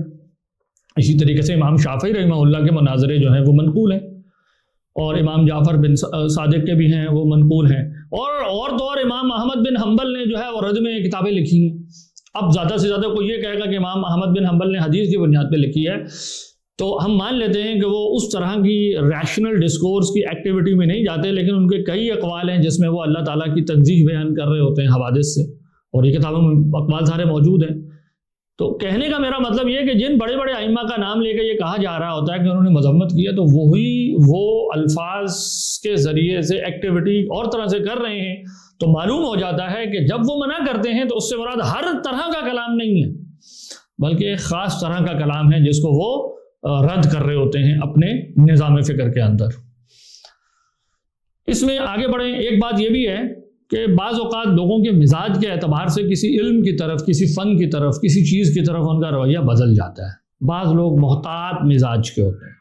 بعض لوگ تحقیقی انداز، محقق قسم کے ہوتے ہیں۔ میں یہ نہیں کہہ رہا کہ ایک دوسرے پہ کوئی سپیریئر ہے، یہ صرف مزاجوں کی فرق کی بات ہے۔ بعض لوگوں کے سامنے کوئی چیز آتی ہے تو وہ دین کے تقاضے کے طور پہ سمجھتے ہیں کہ ہمیں اس میں جلد بازی نہیں کرنی چاہیے، وی شوڈ ویٹ، اور یہ لوگ جلد بازی کر رہے ہیں کسی غلط نتیجے تک نہ پہنچ جائیں کیونکہ اس میں دین اور دنیا کا نقصان کا خطرہ ہے، تو وہ ذرا احتیاط مزاج ہوتے ہیں۔ جبکہ بعض لوگ کہتے ہیں نہیں، ہمیں آگے بڑھنا چاہیے اور اس میں جو ہے وہ ہمیں محنت کر کے کچھ کرنا چاہیے۔ تو یہ اب لوگوں کا الگ الگ مزاج ہے۔ تو اگر بعض محدثین ایسے گزرے ہماری مطلب یہ کہ تاریخ میں، جن کا یہ طریقہ تھا کہ وہ کلام کے طریقوں پسند نہیں کرتے تھے، تو ہم اس کی ایک توجہ یہ بھی کر سکتے ہیں، ہیومن یعنی ایک سائیکولوجیکل ٹینڈنسی ہوتی ہے کہ وہ محتاط انداز میں تھے کہ یار نہ کریں، اس میں خطرہ ہے بہت زیادہ، اور وہ دیکھ بھی رہے تھے کہ نتائج برے آ رہے ہیں، غلط لوگ عقیدوں تک پہنچ رہے ہیں، کوئی اللہ کی تقسیم میں پڑ گیا ہے، کوئی اللہ تعالیٰ کو بالکل اس کی صفات کو معطل کر رہا ہے، تو بہتر یہ ہے کہ ہم قرآن و سنت تک محدود کریں۔ یہ ایک رویہ ہوتا ہے احتیاط کا۔ جبکہ بعض لوگ کہتے ہیں نہیں، چونکہ اب یہ لوگ یہ سب کر رہے ہیں تو اس لیے اب جو ہے وہ لازم ہو گیا۔ جیسے آپ بڑا مشہور واقعہ، امام احمد بن حنبل کے ایک شاگرد نے کتاب لکھی ایک گمراہ شخص کے رد میں، تو امام صاحب نے کہا کہ تم نے اس کے رد میں یہ کتاب لکھ دی ہے تو اس کا نقصان یہ ہوگا کہ جس شخص کو نہیں نہ پتا ہمارے سرکل میں اس کے نظریات کا، تمہاری کتاب سے اس کے نظریات کا پتہ چل جائے گا۔ تو اب یہ ایک پہلو ہے۔ میں بھی امام صاحب نے یہ بات اس وقت کہی ہو جب اس شخص کے نظریات اتنے عام نہ ہوئے ہوں، اور اس لیے آپ نے کہا کہ تم نے گویا اس کی برائی کو پھیلانے کا ایک ذریعہ بنا دیا اپنی کتاب کو۔ لیکن ظاہر ہے جب ایک چیز زیادہ پھیل جائے، زیادہ عام ہو جائے گمراہی، تو پھر کیا امام صاحب اس وقت بھی یہی بات کہتے ہیں؟ تو یقیناً امام صاحب یہ بات نہیں کہتے، ہمارا یہی کہنا ہے۔ تو مزاج کا جو فرق ہوتا ہے یہ بسا اوقات ٹرانسلیٹ ہو جاتا ہے اس چیز میں کہ آپ کسی چیز کی طرف کیسا رویہ رکھتے ہیں۔ آخری بات اس ضمن میں یہ ہے کہ ہم اس چیز کو بھی رول آؤٹ نہیں کرتے کہ غلط فہمی ہوئی ہو بعض لوگوں کو، اپنے پورے جلیل القدر یعنی اپنے پورے علم اور مرتبے کے باوجود بھی یہ ممکن ہوتا ہے کہ کوئی شخص کسی چیز کو پوری طرح سمجھے بغیر غلط فہمی کا شکار ہو کے اس کے بارے میں ایک ایسی بات کہتے جو ہلکی ہو، علمی اعتبار سے ہلکی ہو۔ اور اس کی ایک اور مثال ہمارے سامنے فقہ کے ڈومین میں امام ابو حنیفہ سے متعلق ہے۔ ہمیں معلوم ہے کہ محدثین کے گروہ میں ایسے لوگ گزرے ہیں جنہوں نے امام صاحب کے بارے میں انتہائی رقیق قسم کے کلمات کہے ہیں، اور وہ ان کو پسند نہیں کرتے تھے، اور وہ شاید یہ سمجھتے تھے کہ یہ حدیث نہیں لیتے، اور بہت سارے اعتراضات وہ کرتے تھے، لیکن primary crux of the matter ان کا یہ ہوتا تھا۔ لیکن جب ائمہ احناف نے اپنی بات پوری طرح سمجھا دی کہ بھائی ہم یہ کہنا چاہتے ہیں، ہم حدیث لیتے ہیں لیکن اس طرح سے، تو بعد میں جا کر یہ اعتراض رفع ہو گیا۔ لیکن جن لوگوں نے کہا ان کو یقیناً اس کا مطلب غلط فہمی ہو گئی نا۔ تو یہی ہم کہہ رہے ہیں کہ علم کلام کے بارے میں ایسا کیوں نہیں ہو سکتا؟ یہ بالکل ہو سکتا ہے کہ لوگوں کے سامنے کوئی فکر جب یہ آئی ہے تو وہ پوری طرح غور و فکر کیے بغیر احتیاط کے رویے کی وجہ سے یا کسی بھی وجہ سے انہوں نے جلد بازی میں کوئی بات کہہ دی جو انہوں نے نہیں کہنی چاہیے تھی۔ تو ہم اس کو بھی رول آؤٹ نہیں کرتے کہ اتنی جنرلٹی کے ساتھ جو ایسے اقوال ہیں وہ ہمیشہ کسی ٹروتھ کو ہی ریپرزنٹیٹیو مطلب ہوں، کیونکہ معاشرے میں جب کوئی نئی فکر آتی ہے تو بعض لوگ جو ہے اپنی رائے دینے میں جلد بازی کر جاتے ہیں، پوری بات سمجھتے نہیں ہیں اور ایک بات کہہ دیتے ہیں، اور اس کے نظارے ہم آئے دن اپنے ارد گرد بھی دیکھتے ہیں کہ ایک مسئلہ درپیش ہوتا ہے، بعض لوگ ہم سمجھتے ہیں کہ عالم ہیں لیکن وہ ایسی رائے بیان کر دیتے ہیں جو کمزور ہوتی ہے، اور بعد میں تحقیق سے پتہ چلتا ہے کہ یہ بات ٹھیک نہیں ہے، لیکن ان کا قول تاریخ کے ریکارڈ کا ایک حصہ بن کے رہ جاتا ہے پھر، اور وہ اس لائق نہیں ہوگا کہ اب ہم اس کو حجت بھی بنا لیں مستقبل کے سب لوگوں کے لیے، کیونکہ اسلاف اس بارے میں جیسے میں نے کہا کہ یہ ڈیوائیڈڈ ہے، اس کے اندر کوئی یونانیمس اوپینین نہیں ہے کہ سب لوگوں نے کلام کو جو ہے وہ رد کر دیا۔ تیسرا اعتراض یہ کیا جاتا ہے کہ اللہ تعالیٰ نے قرآن میں جدال سے منع کیا ہے، بحث و مباحثے کو پسند نہیں کیا، مناظرے کو پسند نہیں کیا، اور یہ جدال کرتے ہیں۔ ہم کہتے ہیں اس کا جواب یہ ہے کہ قرآن نے مجادلے کو اتنی عمومیت کے حد منع کیا ہی نہیں ہے، یہ بات درست ہی نہیں ہے، کیونکہ خود قرآن میں کئی مقامات پہ مثال کے طور پر یہ بات آئی ہے کہ وَجَادِلْهُمْ بِالَّتِي هِيَ أَحْسَنُ ادعُ إِلَىٰ سَبِيلِ رَبِّكَ بِالْحِكْمَةِ وَالْمَوْعِظَةِ الْحَسَنَةِ وَجَادِلْهُمْ بِالَّتِي هِيَ أَحْسَنُ۔ یہاں تو خود قرآن نے کہا ہے کہ احسن طریقے سے مجادلہ کرو، تو اگر مجادلہ بالکل حرام ہو تو یہ آیت پھر اس کا کیا مطلب ہے؟ اسی طریقے سے اہل کتاب کے بارے میں کہا وَلَا تُجَادِلُوا أَهْلَ الْكِتَابِ إِلَّا بِالَّتِي هِيَ أَحْسَنُ، اچھے طریقے سے احسن طریقے سے کرو ان کے ساتھ مجادلہ۔ پھر حضرت نوح علیہ السلام کی قوم آپ کو کہتی ہے قالوا یا نوح قد جادلتنا فاکثرت جدالنا فاتنا بما تعدنا ان كنت من الصادقین۔ اے نوح علیہ السلام آپ نے ہم سے جدال کیا اور بہت زیادہ جدال کر لیا ہے، تو اب جو آپ وعدہ کر رہے ہیں اللہ کے عذاب کا وہ لے۔ تو حضرت نوح علیہ السلام نے جو مجادلہ کیا تھا وہ یقیناً اصولی مسائل میں تھا نا، فروعی مسائل میں تھوڑی ہوا ہوگا وہ۔ پھر قرآن نے جہاں مذمت کی ہے جدال کی وہ ہے بغیر علم کے، جیسا کہ قرآن میں آیا وَمِنَ النَّاسِ مَن يُجَادِلُ فِي اللَّهِ بِغَيْرِ علم، بغیر علم کے اللہ کے بارے میں یہ مجادلہ کرتے ہیں۔ یہ مذمتی قول ہے، قرآن میں ایک جگہ پر یوں آیا ہے۔ تو بات کہنے کا مطلب یہ کہ قرآن مجید میں مجادلہ ان پرنسپل منع یا حرام کر دیا گیا ہو ایسا کوئی قول موجود نہیں ہے، بلکہ وہ کوالیفائڈ ہے۔ اگین جو لوگ یہ بات کرتے ہیں وہ گویا آیات کو ہم آہنگی کے ساتھ نظم کے ساتھ نہیں پڑھ رہے بلکہ لڑانے والی ایک ٹیکنیک ہے ان کی، جیسے میں نے کہا نا وہ اسلاف کے اقوال کو لڑوا دیتے ہیں۔ یہاں تھوڑا سا رک کر ہم اس پر بھی جاننے کی کوشش کرتے ہیں کہ جدال ہے کیا جدال ان اینی کیس برا ہوتا ہے؟ ہم کہتے ہیں نہیں۔ دیکھیں جدال آرٹ آف آرگیومنٹیشن ہے، اور آرگیومنٹیشن کے بڑے فوائد ہیں، جہاں ایک فائدہ اس کا یہ ہے کہ ہم دوسرے کی بات کو سمجھتے ہیں یا اپنی بات سمجھاتے ہیں، وہ ایک نالج کریشن کا بھی پروسیس ہوتا ہے۔ کیسے؟ ابھی دیکھتے ہیں۔ دیکھیں جدال کوئی ایسا علم نہیں ہے کہ ہماری تاریخ میں یہ کوئی غیر معروف ہو، بڑے بڑے ائمہ نے اس کے اوپر کتابیں لکھی، امام غزالی نے، امام رازی نے، ان سے پہلے بھی لوگوں نے لکھی، ان کے بعد میں بھی لکھی ہیں، یعنی کوئی درجن بھر کے قریب کتابیں ہماری تاریخ میں ایسے بڑے بڑے لوگوں نے علم المناظرہ اور علم جدال کے اوپر لکھی ہیں، کیونکہ وہ اپنا وقت ضائع کر رہے تھے۔ نہیں، دیکھیں جدال کے اندر جو کتاب ہے نا وہ ہمیں بتاتی ہے، وہ عام طور پر اس کے 3 براڈ چیپٹرز ہوتے ہیں۔ پہلا یہ ہوتا ہے کہ سب سے پہلے یہ واضح کیا جائے کہ سوال کیا ہوتا ہے، سوال کی کتنی اقسام ہیں۔ دیکھیں جدید تحقیق میں اس کو کہتے ہیں ریسرچ کویسچن واضح کریں نا، صحیح سے فریم کرنا، اچھا سوال کیا ہے، کیونکہ جب تک آپ سوال صحیح نہیں کریں گے جواب ٹھیک نہیں ہوگا۔ تو سب سے پہلے طالب علم کو یہ سکھایا جاتا ہے کہ سوال کتنی قسم کا ہوتا ہے اور صحیح سوال کس طرح سے فریم کیا جاتا ہے جواب کے لیے۔ دوسرا چیپٹر یوں ہوتا ہے کہ دلیل کی قسمیں کتنی ہیں، یعنی ریسرچ میں یہ دیکھا جاتا ہے کہ سوال کیا ہے اور پھر یہ آتا ہے کہ میں اس سوال کا جواب کیسے دے سکتا ہوں، تو دلائل کتنی قسم کے ہوتے ہیں، کون سی دلیل کون سی کس قسم کا فائدہ دیتی ہے، تو پھر دلائل کی اقسام اور کون سی کمزور دلیل ہے، کون سی مضبوط ہوتی ہے وغیرہ وغیرہ، اس کے اوپر بحث ہوتی ہے۔ تیسرا اہم چیپٹر اس کا ہوتا ہے اصطلاحات سے واقفیت۔ دیکھیں اصطلاحات کیا ہوتے ہیں، یہ وہ شیئرڈ لینگویج ٹولز ہوتے ہیں جن کے ذریعے سے میں دوسروں سے انگیج ہوتا ہوں، اور جب کوئی علم اور کوئی فن میچور ہو جاتا ہے تو اس کے جو ماہرین ہوتے ہیں وہ آپس میں گفتگو کے لیے کچھ الفاظ مقرر کر لیتے ہیں کہ اس سے ہم یہ مراد لیں گے۔ اگر وہ الفاظ آپ کو معلوم نہ ہو، ان کا مطلب معلوم نہ ہو کہ اس سے وہ کہہ کر کیا مراد لیتے ہیں، تو عجیب و غریب نتائج نکل آتے ہیں، اور بسا اوقات لوگ گھنٹوں بحث کرتے رہتے ہیں اور آخر میں پتہ لگتا ہے اچھا جس لفظ پہ بحث ہو رہی تھی وہ یہ کہہ رہا ہے، دوسرے کی اس سے مراد یہ ہے، اور جیسے آپ کو سامنے لاتے ہیں مسئلہ حل ہو جاتا ہے، لیکن گھنٹے ضائع ہو جاتے ہیں۔ تو اس لیے اصطلاحات سکھائی جاتی ہیں کہ کون سے ماہرین اس لفظ سے کیا مراد لیتے ہیں تاکہ وقت ضائع نہ ہو اور ٹو دا پوائنٹ صحیح بات ہو۔ تو جدال ایک انتہائی پازیٹیو نالج کریشن کا پروسیس ہے۔ دیکھیں جس میں نالج کریشن کا پروسیس اس طرح ہے کہ یہ ایک زمانے میں فقہ کی شاخ ہوا کرتی تھی، یعنی 4ویں 5ویں صدی ہجری میں یہ فقہ سے الگ کوئی علم نہیں ہوا کرتا تھا،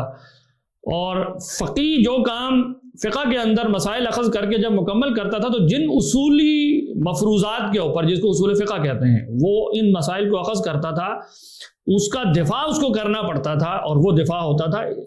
مطلب مجادلے کے ڈسکورس کے اندر کہ تمہاری یہ اسمپشن ہے، یہ غلط ہے، یہ ٹھیک نہیں ہے، یہ اصول غلط ہے، تو وہاں پہ ڈیبیٹ ہوتی تھی، اور جو اپنا دفاع نہیں کر پاتا تھا ظاہر فلٹر آؤٹ ہو جاتا تھا، اور جس کی بات میں وزن ہوتا تھا، تگڑی ہوتی تھی، جس کی بات سسٹین کرتی تھی دلیل سے، وہ چل پاتا تھا۔ تو کہنا میں یہ چاہ رہا ہوں کہ علم کہ یہ نالج کریشن ایسی ہوتی ہے کہ بسا اوقات ہم ایک بات کہتے ہیں، ہم سمجھتے ہیں کہ بالکل واضح ہے، لیکن وہ واضح نہیں ہوتی، پھر سامنے والا جب تنقید کرتا ہے پھر ہمیں ریفلیکٹ کرنا پڑتا ہے، اچھا میں نے یہ جو بات کہی تھی اس میں یہ لکونہ رہ گیا تھا، یہ کمزوری رہ گئی تھی، پھر ہم اس کو امپروو کرتے چلے جاتے ہیں، اور اس امپروو ہونے کے پروسیس کی کئی راؤنڈز کے بعد جو آخری بات ہوتی ہے وہ بالکل ویسی نہیں ہوتی جیسے پہلے کہی گئی ہوتی ہے، اس میں کچھ تبدیلی آ جاتی ہے،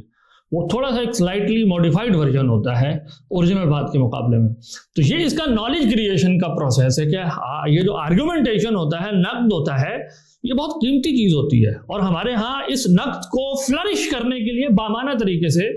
ایک علم باقاعدہ سنجیدگی سے لیا گیا کہ بھائی اچھا آرگومنٹیشن ایسے ہونی چاہیے تاکہ وقت ضائع نہ ہو. ہمارے ہاں ہم نہیں سمجھتے ہیں کہ مجادلے کا مطلب بس وقت ضائع کرنا ہے، تفریح کرنا ہے، ایک دوسرے کے اوپر الزام لگانا ہے، جبکہ ایسا نہیں ہے. آج کل کے دور میں اس علم کے لیے ایک اچھا مناسب سا نام رکھ دیا گیا ہے جسے کریٹیکل تھنکنگ کہتے ہیں. تو یہ کریٹیکل تھنکنگ مور اور لیس وہ چیز ہے جس کو علم جدال یا علم مناظرہ کہتے ہیں، اور مدارس میں باقاعدہ پڑھایا جاتا ہے اب بھی. وہ اور بات ہے کہ اب اس علم کو ڈیمین کرنا شروع کر دیا گیا ہے، گویا یہ اہم نہیں ہے. یہ دیکھیے آپ کتنے اہم بڑے بڑے ہمارے لوگ ہیں جنہوں نے اس پر کتابیں لکھی ہیں. علامہ ابو الوجید باجی یہ مالکی ہیں، ابو اسحاق شیرازی یہ شافعی ہیں، امام جوینی شافعی ہیں، امام غزالی شافعی ہیں، ابو الوفا ابن عقیل حنبلی ہیں، امام راضی شافعی ہیں. تو یہ ایک سلسلہ ہے، لوگوں نے اس فن کے اوپر کتابیں لکھی. کیوں؟ یہ ایک سنجیدہ علم تھا جس کے ذریعے سے ہم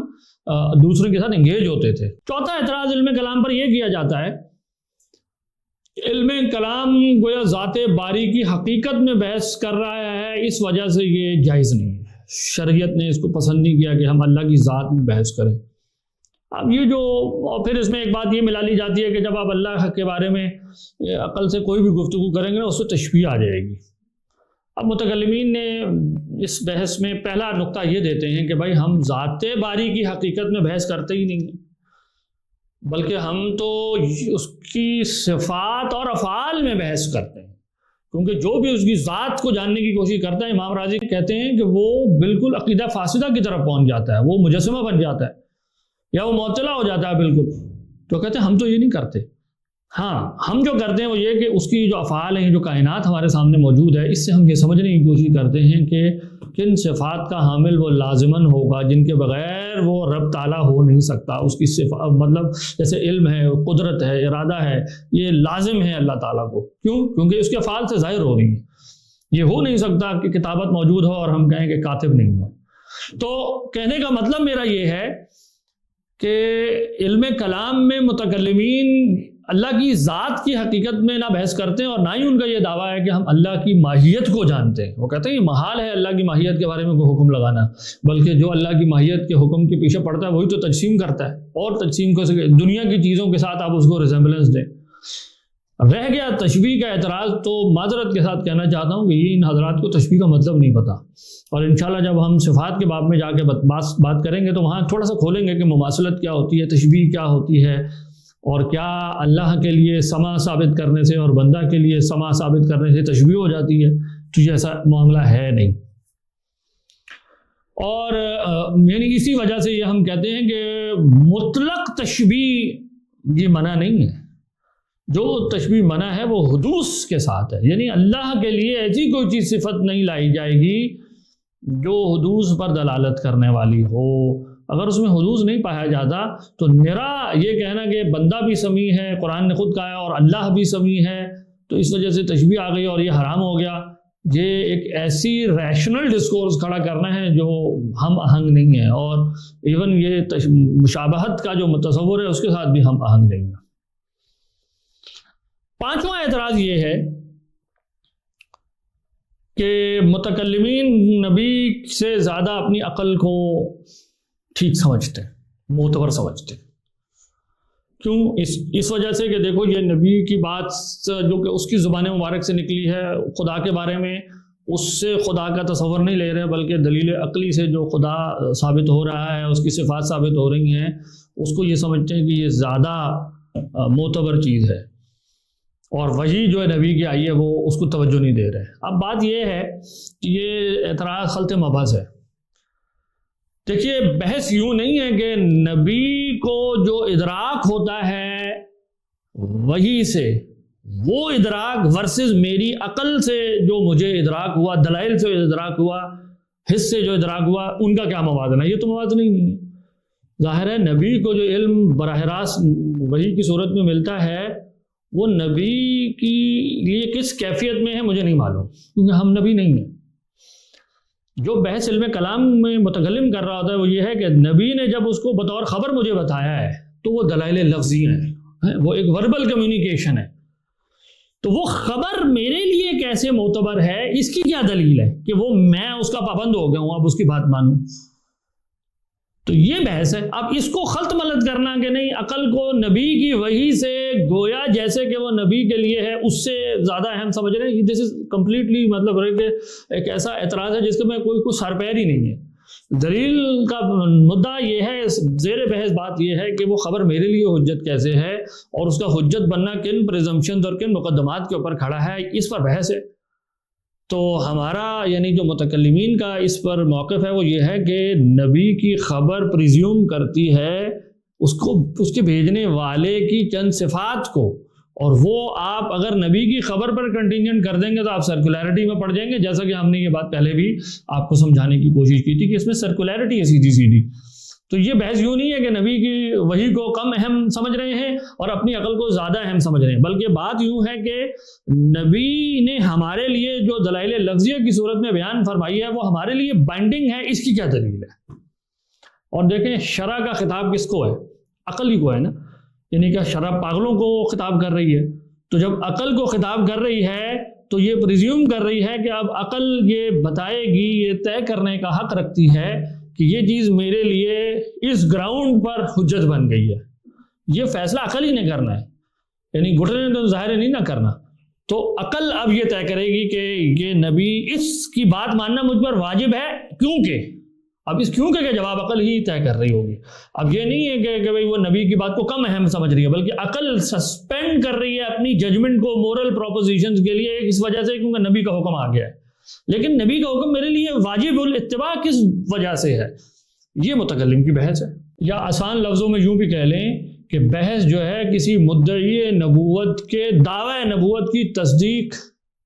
یا عدم تصدیق کی. کہ اگر کوئی شخص یہ دعویٰ کر دے کہ میں نبی ہوں تو کیا ہم بس اس وجہ سے کہ اس نے دعویٰ کر دیا ہم اس کی بات مان لیں گے کہ ہم مکلف ہو گئے، یا کوئی دلیل موجود ہے، یا صرف اس وجہ سے کہ میرے ابو کہتے تھے میں اس وجہ سے مان لیتا ہوں؟ تو ظاہر ہے یہ تو کوئی تقلید، اس طرح کی اندھی تقلید تو کوئی دلیل نہیں ہے نا. ایسے تو پھر دنیا کا ہر شخص کہے گا کہ اچھا میرا جو ہے وہ چاچا کہتا ہے اس وجہ سے میں کرتا ہوں. تو سوال پیدا ہوگا کہ اگر اس کا چاچا اور کسی اور کا چاچا جو ہے وہ چاچا ہونے میں برابر ہو گئے تو کیا کوئی وجہ ترجیح بھی ہے فیصلہ کرنے کے لیے کہ اچھا میں اس کے چاچے کو فلاں وجہ سے اہمیت دوں گا، تو اب فلاں وجہ کیا اس لائق ہے کہ وہ اس شخص کی صداقت کی دلیل بن سکے؟ تو یہ سارے وہ امور ہیں جو یہاں زیر بحث آ رہے ہوتے ہیں کہ کس شخص کا دعوی نبوت سچا ہے اور کس کا سچا نہیں ہے، اور اگر سچا ہے تو اس صداقت تک پہنچنے کی دلیل کیا ہے اور اس دلیل کے مقدمات کیا ہیں. چھٹا اعتراض علم کلام پر یہ کیا جاتا ہے کہ متکلم ایک جعلی عقلی ڈسکورس بنانے کی کوشش کرتا ہے، اس معنی میں کہ اس کے نتیجے پہلے سے فکس ہیں. یعنی نتیجے پہلے سے فکس ہونے کا مطلب یہ ہے کہ متکلم کو پتہ ہے کہ میں خدا کو مانتا ہوں، میں نبی کو مانتا ہوں، میں آخرت کو مانتا ہوں. اب یہ سب کچھ اس کو پہلے سے پتہ ہے، اب وہ شروع ہو گیا دلیلیں بنانا. تو گویا وہ ایک ریورس انجینئرنگ کر رہا ہے. اور اسی طریقے سے جب یہ کہا جائے کہ بھائی قرآن مجید میں دلائل آئے ہیں تو وہ کہتے ہیں یہ طریقہ انبیاء ہی کا طریقہ ہے جو متکلمین نے لیا ہے کہ انبیاء کو بھی وحی سے پہلے حقائق پتہ چل جاتے تھے پھر وہ دلائل دیتے ہیں. تو وہ نتیجے وہاں پر بھی فکس ہوتے ہیں. نہیں، اس میں ایک چیز یہ بھی شامل کر دی جاتی ہے کہ دیکھو متکلم ایک ڈاگمیٹک قسم کا ریشنل ڈسکورس کھڑا کرتا ہے. اس کی دلیل یہ ہے کہ جب کوئی اس کی بات نہیں نہ مانتا اس پہ کفر کا فتویٰ لگا دیتا ہے، اور یہ کفر کا فتویٰ فلسفی تو نہیں لگا رہا، تو اس کا مطلب یہ ہوا کہ متکلم ڈاگمیٹک ہے. وہ اصل میں ریشنل انکوائری نہیں کر رہا، اور ریشنل انکوائری تو وہ ہے جو نتائج سے الرغم پرنسپل اورینٹڈ ہو کہ بس میں دلیل جہاں مجھے لے جائے میں وہاں چلا جاؤں. یہ ہوتی ہے ان کے خیال میں ریشنل ایکٹیویٹی. اب اس کے جواب میں چند باتیں نوٹ کر لیجئے کہ ٹو بگن ود فلسفی کے بارے میں بھی یہ رائے غلط ہے کہ فلسفی اس معنی میں اتنا اوپن اینڈڈ ہوتا ہے کہ جہاں اس کو دلیل لے جائے وہاں چلا جاتا ہے. یہ اعتراض بین ہی فلسفی پر بھی کیا جا سکتا ہے کہ اس کے سامنے بھی چند نتائج حقائق کے طور پہ موجود ہوتے ہیں، کچھ پرابلم اس کے سامنے پیش آتی ہے جو اس کو اسپائر کرتی ہے، اور اس مسئلے کو حل کرنے کے لیے وہ اپنی دلیل کو یوں پیش کر دیتا ہے جیسے یہ نتیجہ یا یہ حل ہے جہاں وہ جا کے کھڑا ہو گیا ہے. یہ ایک خالی ذہن شخص کے دماغ میں اس ترتیب سے پیدا ہوتے ہوتے ہوتے وہ یہاں پہنچا ہو. یہی کام فلسفی کرتا ہے. اب مثال کے طور پہ آپ ایمانوئل کانٹ بہت بڑے فلسفی گزرے ہیں، وہ خود اپنی زبان سے یہ بات کہتے ہیں کہ مجھے ہیوم کی اس بات نے نیند سے جگا دیا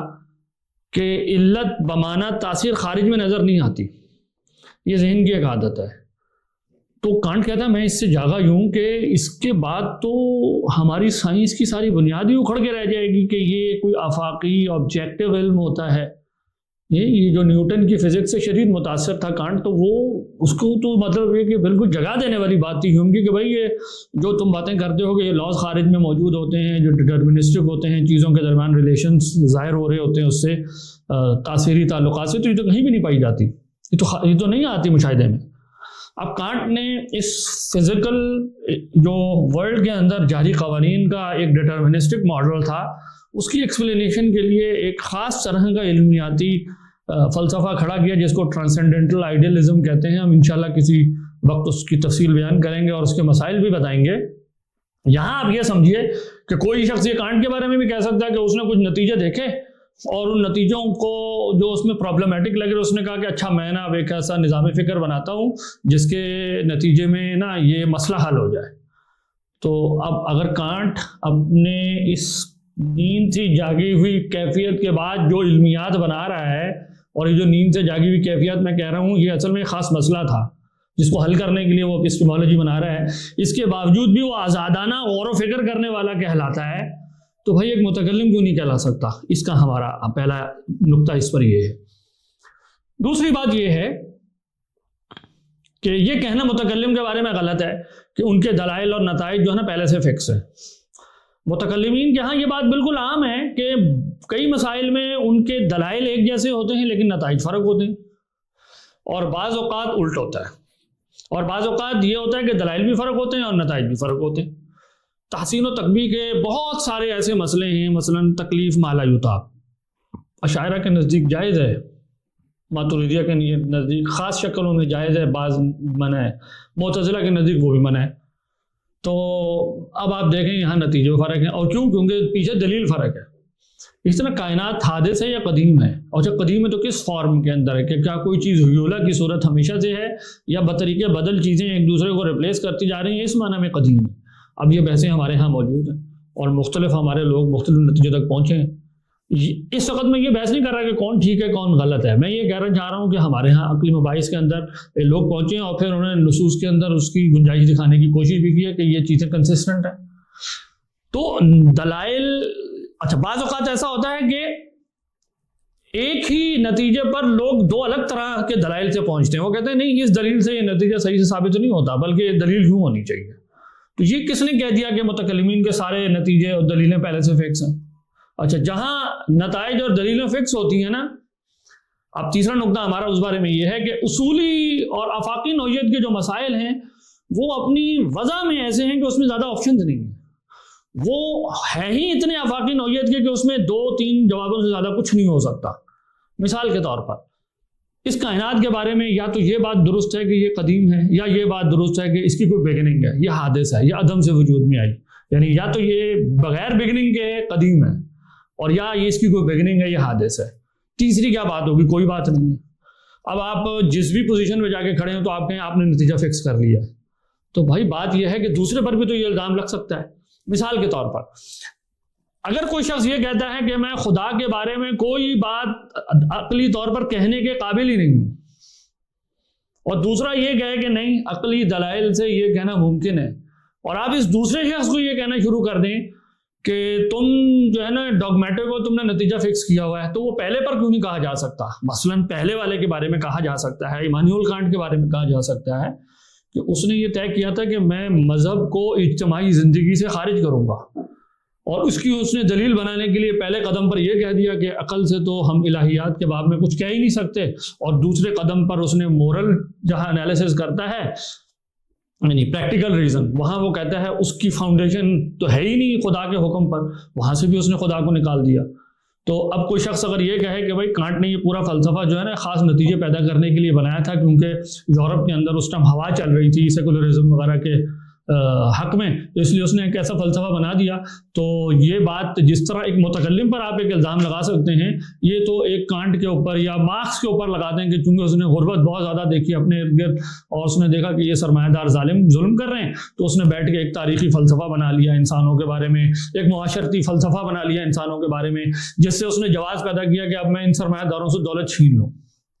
کرنا تو اس نے یہ تھا لیکن پیچھے ایک تھیوری بنا لی. تو یہ الزام مارکس کے اوپر بھی لگ سکتا ہے. پوائنٹ از کہ جو جنرل نوعیت کے اصولی نوعیت کے مسائل ہوتے ہیں وہ اتنی یعنی جنرلائزڈ ہوتے ہیں کہ اس میں جوابات کے آپشن زیادہ نہیں ہوتے. تو یا آپ یہاں کھڑے ہوتے ہیں یہاں کھڑے ہوتے ہیں، ذات باری یا ہے یا نہیں ہے، اس کے بارے میں عقل سے گفتگو ہو سکتی ہے یا نہیں ہو سکتی، یا اس کی عقل اس کے صفات کے بارے میں کوئی حکم لگائے گی یا نہیں لگائے گی. حکم لگائے گی تو وہ تنزیہی ہوگا یا ثبوتی ہوگا. بس یہ اس طرح کی آپشنز ہیں اور یہ اسی طرح چلے آ رہے ہیں. اب اس میں متکلم کو فکس کر دینا کہ وہ فکس ہے، نتیجے فکس کر کے دلیلیں بنا رہا ہے، فلسفی کو اس میں گنجائشیں دینا، یہ ہماری سمجھ سے باہر ہے. اور یہ کہنا کہ فلسفی جہاں اس کو عقل لے جاتی ہے وہاں چلی جاتی ہے، ایسا نہیں ہے. ہم دیکھتے ہیں کہ فلسفی اپنی ساری زندگی ایک ہی چیز پہ کھڑا رہتا ہے، وہ نہیں بدلتا. ان عمومی اس جنرلائزڈ اوپینینز کے اوپر وہ نہیں بدلتا اپنی رائے کو. اور جب وہ بدلتا ہے تو اپنا پورا کچھ بدلتا ہے. پھر یہ نہیں ہوتا کہ وہ بات بھی ٹرو ہو اور یہ بات بھی ٹرو ہو. افاقی نوعیت کے مسئلے میں ایک ہی بات ٹرو ہے، یہ نہیں ہوتا کائنات کا قدیم ہونا بھی ٹرو ہے، کائنات کا حادث ہونا بھی ٹرو ہے. یہی بات ہم کہتے ہیں کہ انبیاء کے بارے میں جو یہ بات کہی نا کہ انبیاء کو پہلے وحی سے علم حاصل ہو جاتا ہے پھر وہ لوگوں کو دعوت دیتے ہیں، متکلم بھی یہی کرتا ہے. ہم کہہ رہے ہیں اس میں بھی فیلسی ہے. فیلسی یہ ہے کہ نبی کے لیے جو بھی وحی کے ذریعے علم آتا ہے وہ اس کے لیے علم بدیہی بن جاتا ہے، علم ضروری بن جاتا ہے. نبی کے لیے وہ علم ضروری ہوتا ہے، نیسیسری نالج، یعنی وہ اسی کیفیت کے لیے ہوتا ہے جیسے کسی چیز کے لیے کوئی مجھے بدیہی طور پہ معلوم ہو کوئی چیز اور میں اس کو چاہ کر بھی اپنے آپ سے الگ نہیں کر سکتا. نبی کے لیے وہی کیفیت پیدا کر دیتی ہے. تو نبی کے لیے وحی کا علم ضروری ہوتا ہے، غیر نبی کے لیے تھوڑی ہے. یعنی نبی جن کے سامنے دلائل بیان فرماتے ہیں رب تعالیٰ کے وجود کے، اپنی نبوت کے، اس بات کے، ان کے لیے نبی ہونے کا معنی بدیہی تھوڑی ہے، یا نبی کا لفظ بول دینا اس چیز کو لوگوں کے لیے بدیہی تھوڑی بنا دیتا ہے، نیسیسری تھوڑی بنا دیتا ہے، ضروری تھوڑی بنا دیتا ہے. ان کے لیے وہ استدلال ہوتا ہے. یعنی ان کے لیے وہ استدلالی کیفیت یہ ہوتا ہے کہ یہ جو نبی کہہ رہے ہیں کہ اگر تم نے میری بات نہیں مانی تو تمہیں عقاب کا خطرہ ہے ابدی، تو کیا واقعی ایک ایسا رب ہے جو کسی کو مبعوث کر دے؟ کیا وہ واقعی اس پر قادر ہے کہ لوگوں کو عقاب دے دے؟ کیا وہ واقعی اس پر قادر ہے کہ کسی سے کلام کرے؟ کیا وہ واقعی اس شخص کی سچائی پر دلیل مقرر کر سکتا ہے؟ کیا واقعی اس شخص کی سچائی میں ایک دلیل موجود ہے؟ یہ وہ سارے سوالات ہیں. جب وہ ان کا جواب دیتا ہے تو وہ کہتا ہے ہاں یہ شخص سچا ہے اور اب مجھے پوری زندگی اس کی جو ہے کہیں بھی بات پر گزارنی ہے. لیکن یہاں تک پہنچنے سے پہلے جو سب کچھ ہے یہ استدلالی ہے. اور اس پورے استدلال کے بعد بھی کیا وہ نبی کے برابر ہو جاتا ہے؟ معاذ اللہ قطعاً نہیں. اس کا ادراک نبی کے ادراک جیسا کبھی بھی نہیں بنتا. ظاہر ہے نبی کو تو براہ راست اللہ تعالیٰ ایک ایسے ذریعے سے علم سکھا رہے ہیں جس کا ہمیں اندازہ ہی نہیں ہے کہ اس کی کیا کیفیت ہے. تو اس آرگومنٹ میں یہ کہنا کہ انبیاء کے لیے نتائج فیکس ہوتے تھے اور متکلم کے لیے بھی فیکس ہیں، ہم کہہ رہے ہیں یہ بالکل غلط فہمی ہے. انبیاء کو آپ کہاں متکلم کے ساتھ کمپیئر کر رہے ہیں؟ متکلم استدلالی طریقے سے وہاں پہنچتا ہے. متکلم نبی کے مخاطب کی جگہ پہ کھڑا ہوا ہے اور وہ یہ دیکھ رہا ہے کہ اس شخص نے یہ دعویٰ کیا ہے کہ میں خدا کا پیغمبر ہوں، تو میں اس شخص کی سچائی پر یقین کروں یا نہ کروں، اس کے دعوے پر یقین کروں یا نہ کروں. وہ تو یہاں سے کھڑے اور اس کے لیے یہاں تک پہنچنا ایک جو ہے وہ استدلال کی کیفیت ہے. اور اسی اصول پر وہ کہتا ہے کہ میں دوسروں کو دعوت دوں گا. کیوں؟ کیونکہ نبی نے مجھے اسی اصول پر دعوت دی ہے اپنی طرف، تو میں نے نبی سے ہی یہ طریقہ گویا سیکھ لیا ہے کہ استدلال کے ذریعے تم یوں پہنچو گے کہ لوگوں تم بھی یوں آ جاؤ. تو وہ اسی طریقے سے لوگوں کو آگے دعوت دے رہا ہوتا ہے. یہ نہیں کہ اس نے نتیجے پہلے سے فکس کیے ہوئے. پانچویں بات جو اس ضمن میں ہے وہ یہ کہی، جیسے میں نے کہا لوگ کہتے ہیں کہ متکلم فتویٰ لگا دیتا ہے، کفر کا فتویٰ لگاتا ہے. ہم کہتے ہیں متکلم اور کیا فتویٰ لگائے. دیکھیں کفر کا مطلب کیا ہے. کفر کا مطلب یہ کہنا ہے کہ فلاں شخص ابدی عقاب کا مستحق ہے، یہ ہے کفر کا معنی. اچھا اب دیکھیں متکلم کی بحث کی نوعیت پر جو لوگ غور نہیں کر رہے، وہ مسئلے کو سمجھ نہیں رہے اور وہ تفوش محسوس کر رہے ہیں اس بات سے. دیکھیں ایک شخص آ کے یہ کہتا ہے کہ میں خدا کا پیغمبر ہوں، اگر تم میری تصدیق کرو گے اور میرا کہنا مانو گے تو تمہیں ثواب ملے گا،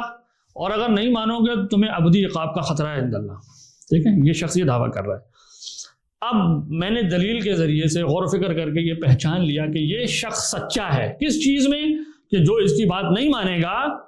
وہ ابدی عقاب کے خطرے میں ہے، اور جو مانے گا اس کو ثواب ملے گا۔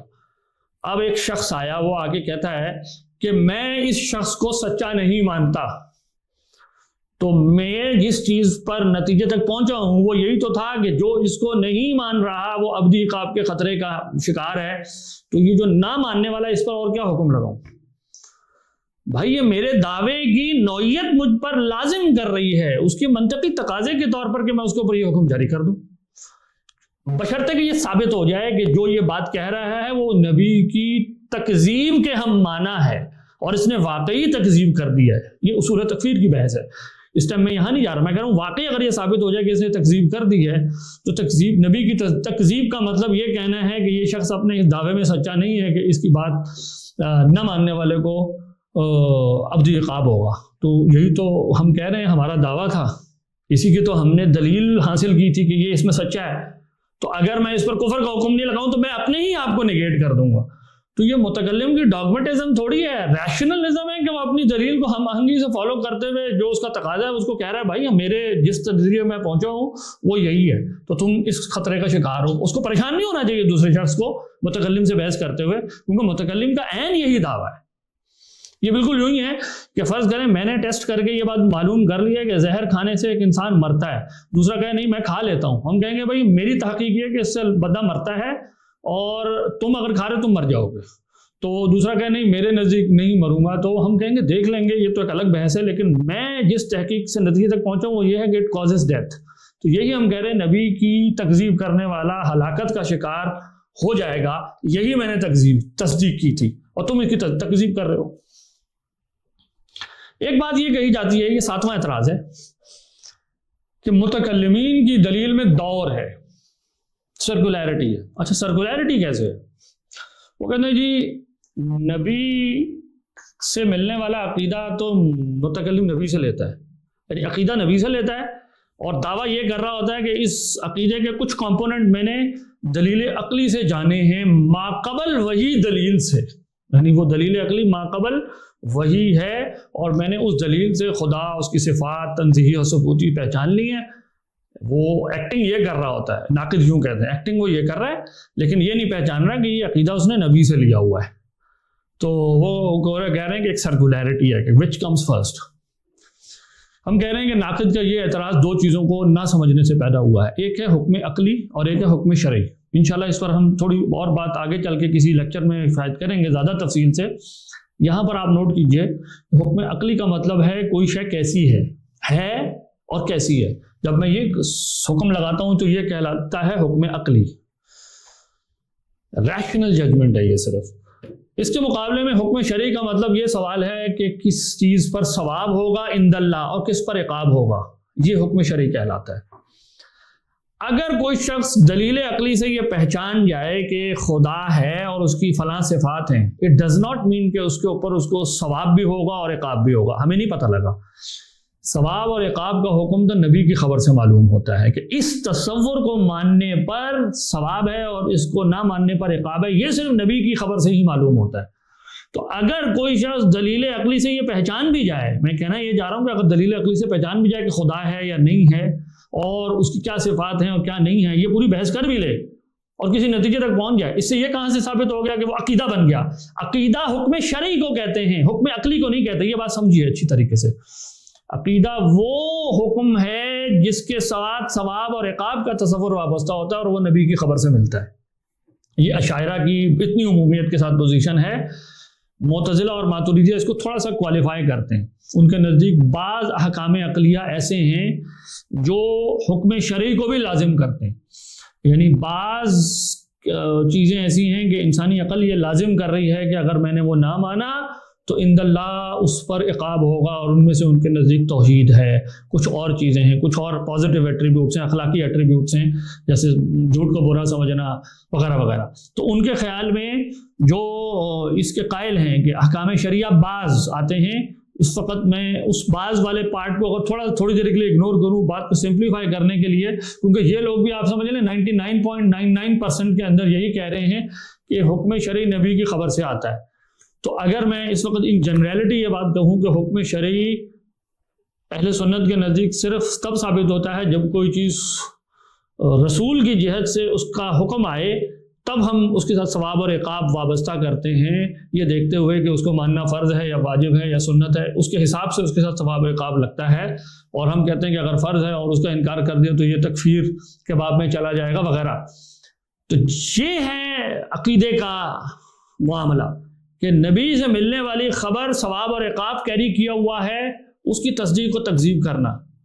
جبکہ حکم عقلی یہ ہے کہ یہ چیز ہے یا نہیں ہے یا کیسی ہے۔ مثال کے طور پر اگر کوئی شخص امیجن کریں نبی نہ آئے ہوں اور کوئی شخص اپنی عقل سے یہ طے کر لے، سمجھ جائے کہ سچ بولنے میں انسانوں کا فائدہ ہے، تو اشاعرہ بالکل یہ بات پوری طرح کہیں گے کہ عقل کا اس ججمنٹ کو پہچان لینا کہ انسان کا حق مطلب یہ کہ فائدہ ہے سچ بولنے میں یا سچ بولنا اچھا کام ہے، اس سے یہ لازم نہیں آتا کہ وہ عند اللہ سچ بولنے کا مکلف بھی ہو گیا۔ اللہ کے ہاں وہ سچ بولنے کا مکلف تب بنے گا جب رسول صلی اللہ علیہ وسلم سے یہ ثابت ہو کہ انہوں نے سچ بولنے کا حکم دیا،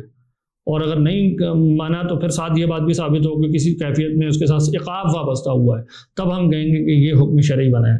تو جو لوگ یہ اعتراض کر رہے ہیں انہوں نے اس کو گڑبڑ کر دیا کہ اللہ کی ہے، دلائل عقلیہ سے ثابت ہے، اس کی بعض صفات ہیں دلائل عقلیہ سے ثابت ہیں، لیکن یہ صرف ریشنل ججمنٹ ہے، حکم عقلی ہے۔ نبی مبعوث ہوئے، انہوں نے آگے بتایا کہ خدا ایسا ہے اور وہ ہمارے حکم عقلی کے مطابق ہے، نبی کی خبر اس کے خلاف نہیں ہے، اس کے عین مطابق ہے، وہ بھی یہ بتا رہا ہے وہ مرید ہے، وہ بھی بتا رہا ہے وہ علیم ہے، وہ بھی بتا رہا ہے وہ قادر ہے۔ اب ہم نے کہا، اور ساتھ انہوں نے یہ کہہ دیا کہ اس کو ماننا واجب ہے، بھائی مانا کہ اگر نہیں مانا تو عقاب ہوگا، تو اب ہم کہہ رہے ہیں حکم شرعی بن گیا، خدا کے اس تصور کو ماننا عقیدہ بن جائے گا۔ تو جن لوگوں نے یہ سرکولیرٹی دکھانے کی کوشش کی ہے وہ اگنور کر رہے ہیں، گویا وہ یہ فرض کر رہے ہیں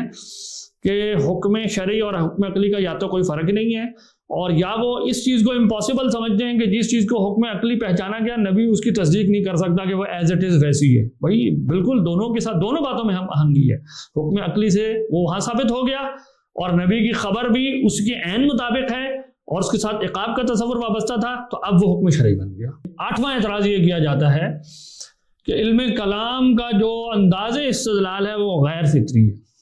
اور وہ لوگ پھر اس کے ساتھ ملا دیتے ہیں کہ بھائی قرآن نے تو ایسے بات ہی نہیں کی، اس طرح سے دلائل ہی نہیں دیا قرآن نے۔ اس کے جواب میں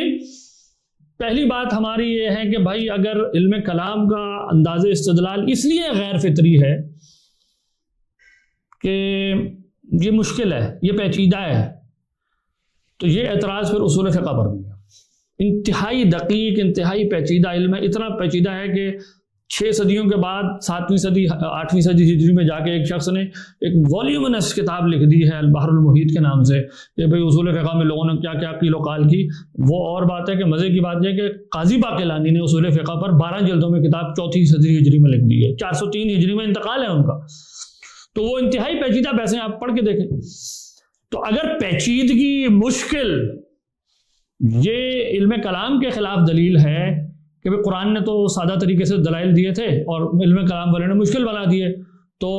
یہ اعتراض پھر اصول فقہ پر بھی ہوگا کہ قرآن نے تو سیدھے طریقے سے فقہ کے مسئلے لکھے ہوئے تھے، بس یہ کر لو وہ کر لو، فقیہ نے آ کے اس کو مشکل بنا دیا، اصول بنانا شروع کر دیا، ایبسٹریکشن کرنا شروع ہو گئی، آپس آخر میں جا کے اصول ٹکرانا شروع ہو گئے، اور پھر یہ اصول یا وہ اصول، تو لہٰذا یہ گویا غیر ضروری علم ہو گیا اور یہ ہمیں نہیں چاہیے، یہ غیر فطری ہے۔ اصل میں یہ فطری کا تصور بھی یہاں پر مجھے نہیں سمجھ میں آتا کس چیز کو فطرت کہا جا رہا ہے۔ یعنی فطرت کے طور پہ عام طور پہ ہم اپنے پرسنل بائسز کو ہی سیل کر رہے ہوتے ہیں کہ یہ چونکہ مجھے پسند ہے اس لیے یہ فطری ہے اور یہ سب کے لیے ہونا چاہیے۔ اب یہاں ذرا رک کر یہ سمجھتے ہیں کہ دلیل میں پیچیدگی پیدا کیسے ہوتی ہے۔ دیکھیے جیسے ہم نے یہ بات کہی تھی نا کہ علم کلام اپنی افق میں اصول فقہ کی طرح ہے۔ آپ یہ دیکھیے قرآن مجید میں دلیل خلق کہا جاتا ہے قرآن کی لینگویج میں سے، کہ وہ ہمیں توجہ دلاتا ہے کہ یہ دیکھو یہ جتنی چیزیں ہیں یہ کیا خود بن گئی ہوں گی، یہ خدا پر دلالت کر رہی ہیں۔ اچھا یہ آرگومنٹ کس چیز کو پریزیوم کرتا ہے؟ یہ آرگومنٹ اس چیز کو پریزیوم کر رہا ہے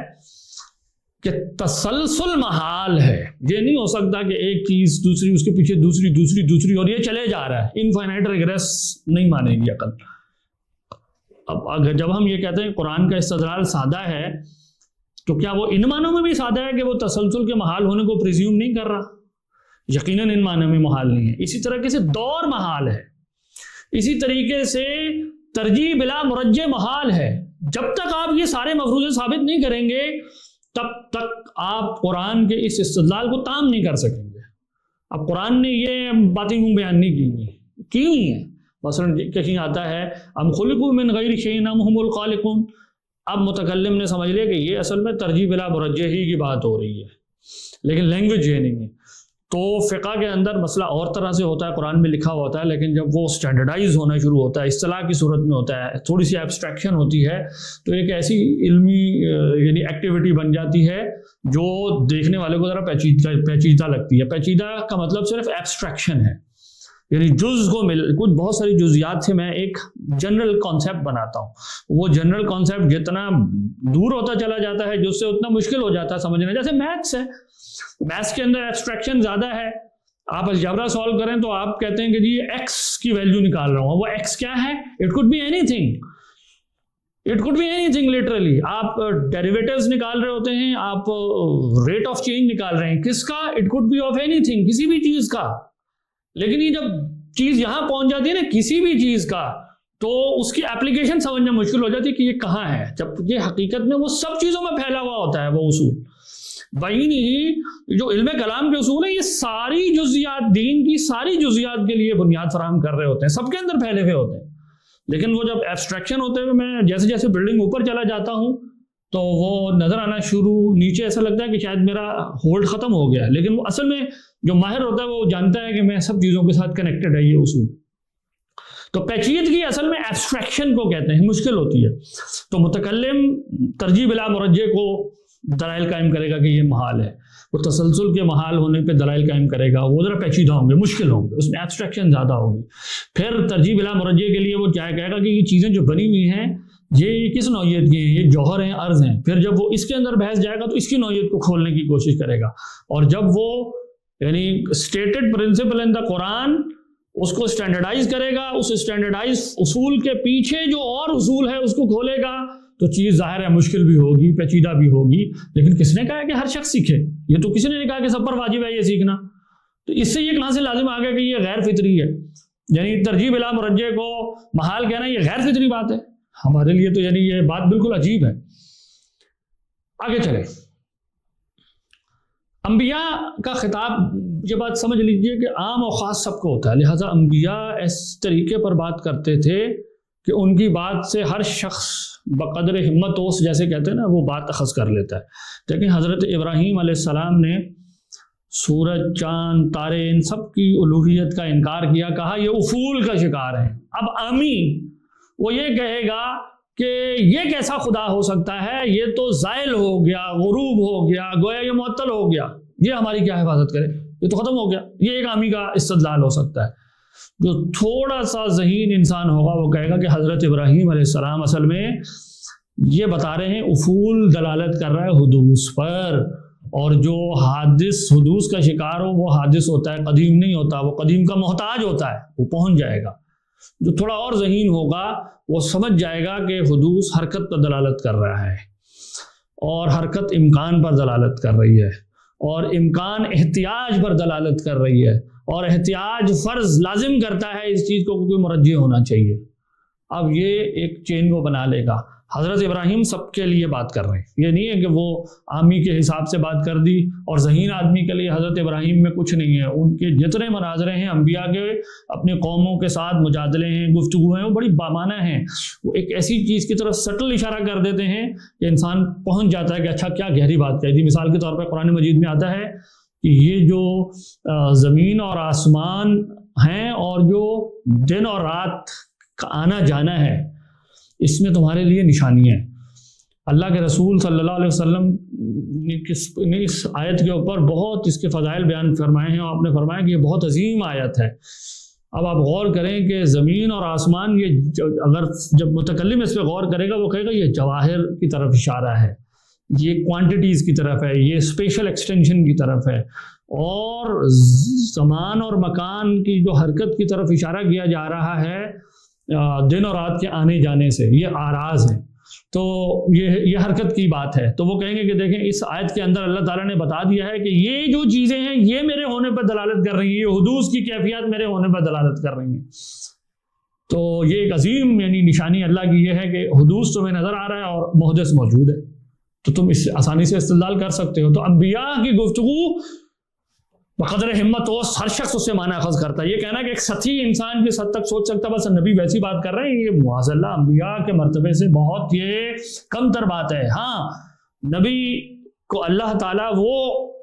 فصاحت و بلاغت اور وہ ذہانت سب چیزیں مطلب ان کے ساتھ ہوتی ہیں کہ وہ ایسی بات کرتے ہیں کہ عام آدمی بھی سمجھے. یعنی آپ بائبل کے اندر حضرت عیسیٰ علیہ السلام کے جو اقوال منقول ہیں, جو مثالیں منقول ہیں, انسان حیران رہ جاتا ہے کیسی گہری حکمت کی باتیں ہیں اور کتنی آسان طریقے سے انہوں نے یوں جسے کہتے ہیں نا پانی کر کے کسی کو پلا دینا, ایسے آپ نے سمجھائیں گے. اس زمانے میں علامہ صابونی نے ایک نقطہ یوں بیان فرمایا, وہ کہتے ہیں کہ دیکھیں بھائی اللہ تعالیٰ کا جو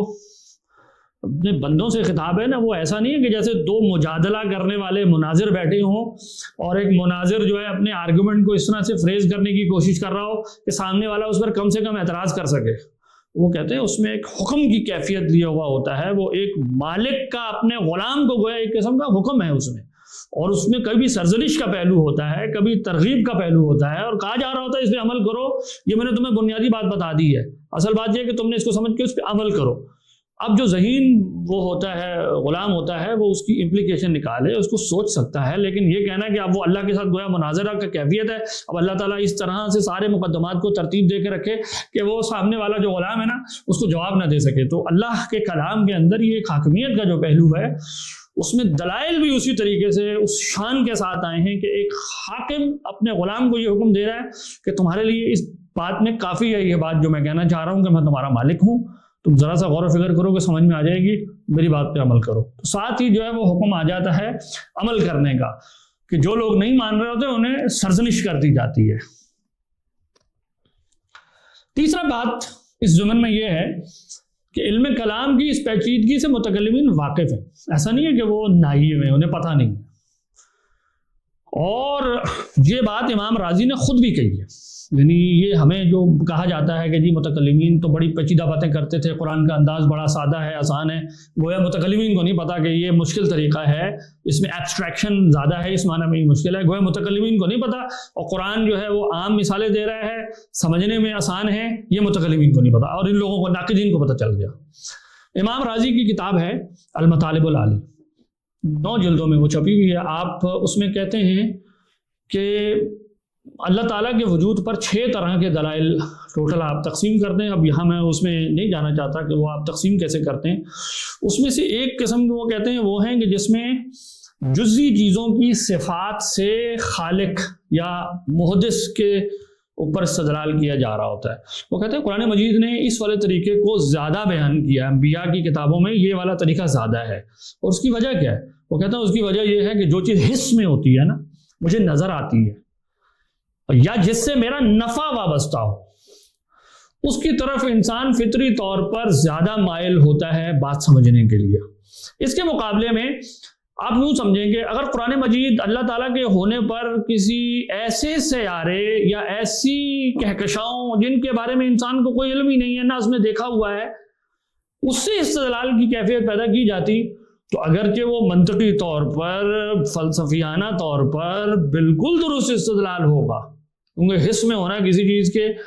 دلیل قائم ہونے کے لیے شرط نہیں ہے, لیکن اس کی مانوسیت کم ہوتی. تو امام راضی کہتے ہیں انسانوں کی چونکہ مانوسیت ان کے نفعوں کے اندر ہے, اس لیے اللہ تعالیٰ نے انسان کو ان چیزوں کی طرف توجہ دلائی ہے کہ دیکھو یہ سورج تم دیکھ رہے ہو, اس سے تمہارے نفع وابستہ ہیں, دھوپ آتی ہے, انسان کی کھیتی اس کے ساتھ وابستہ ہے, بارش کی مثالیں دیتا ہے, زراعت کی مثالیں دیتا ہے قرآن.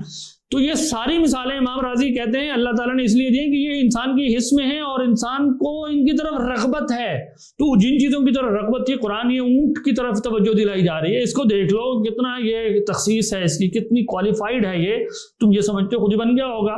تو ایسی چیزیں جو انسان کے سامنے کی ہوتی ہیں اللہ تعالیٰ نے ان کی طرف توجہ دلائی ہے. اور امام راضی کہتے ہیں کہ یہ بہت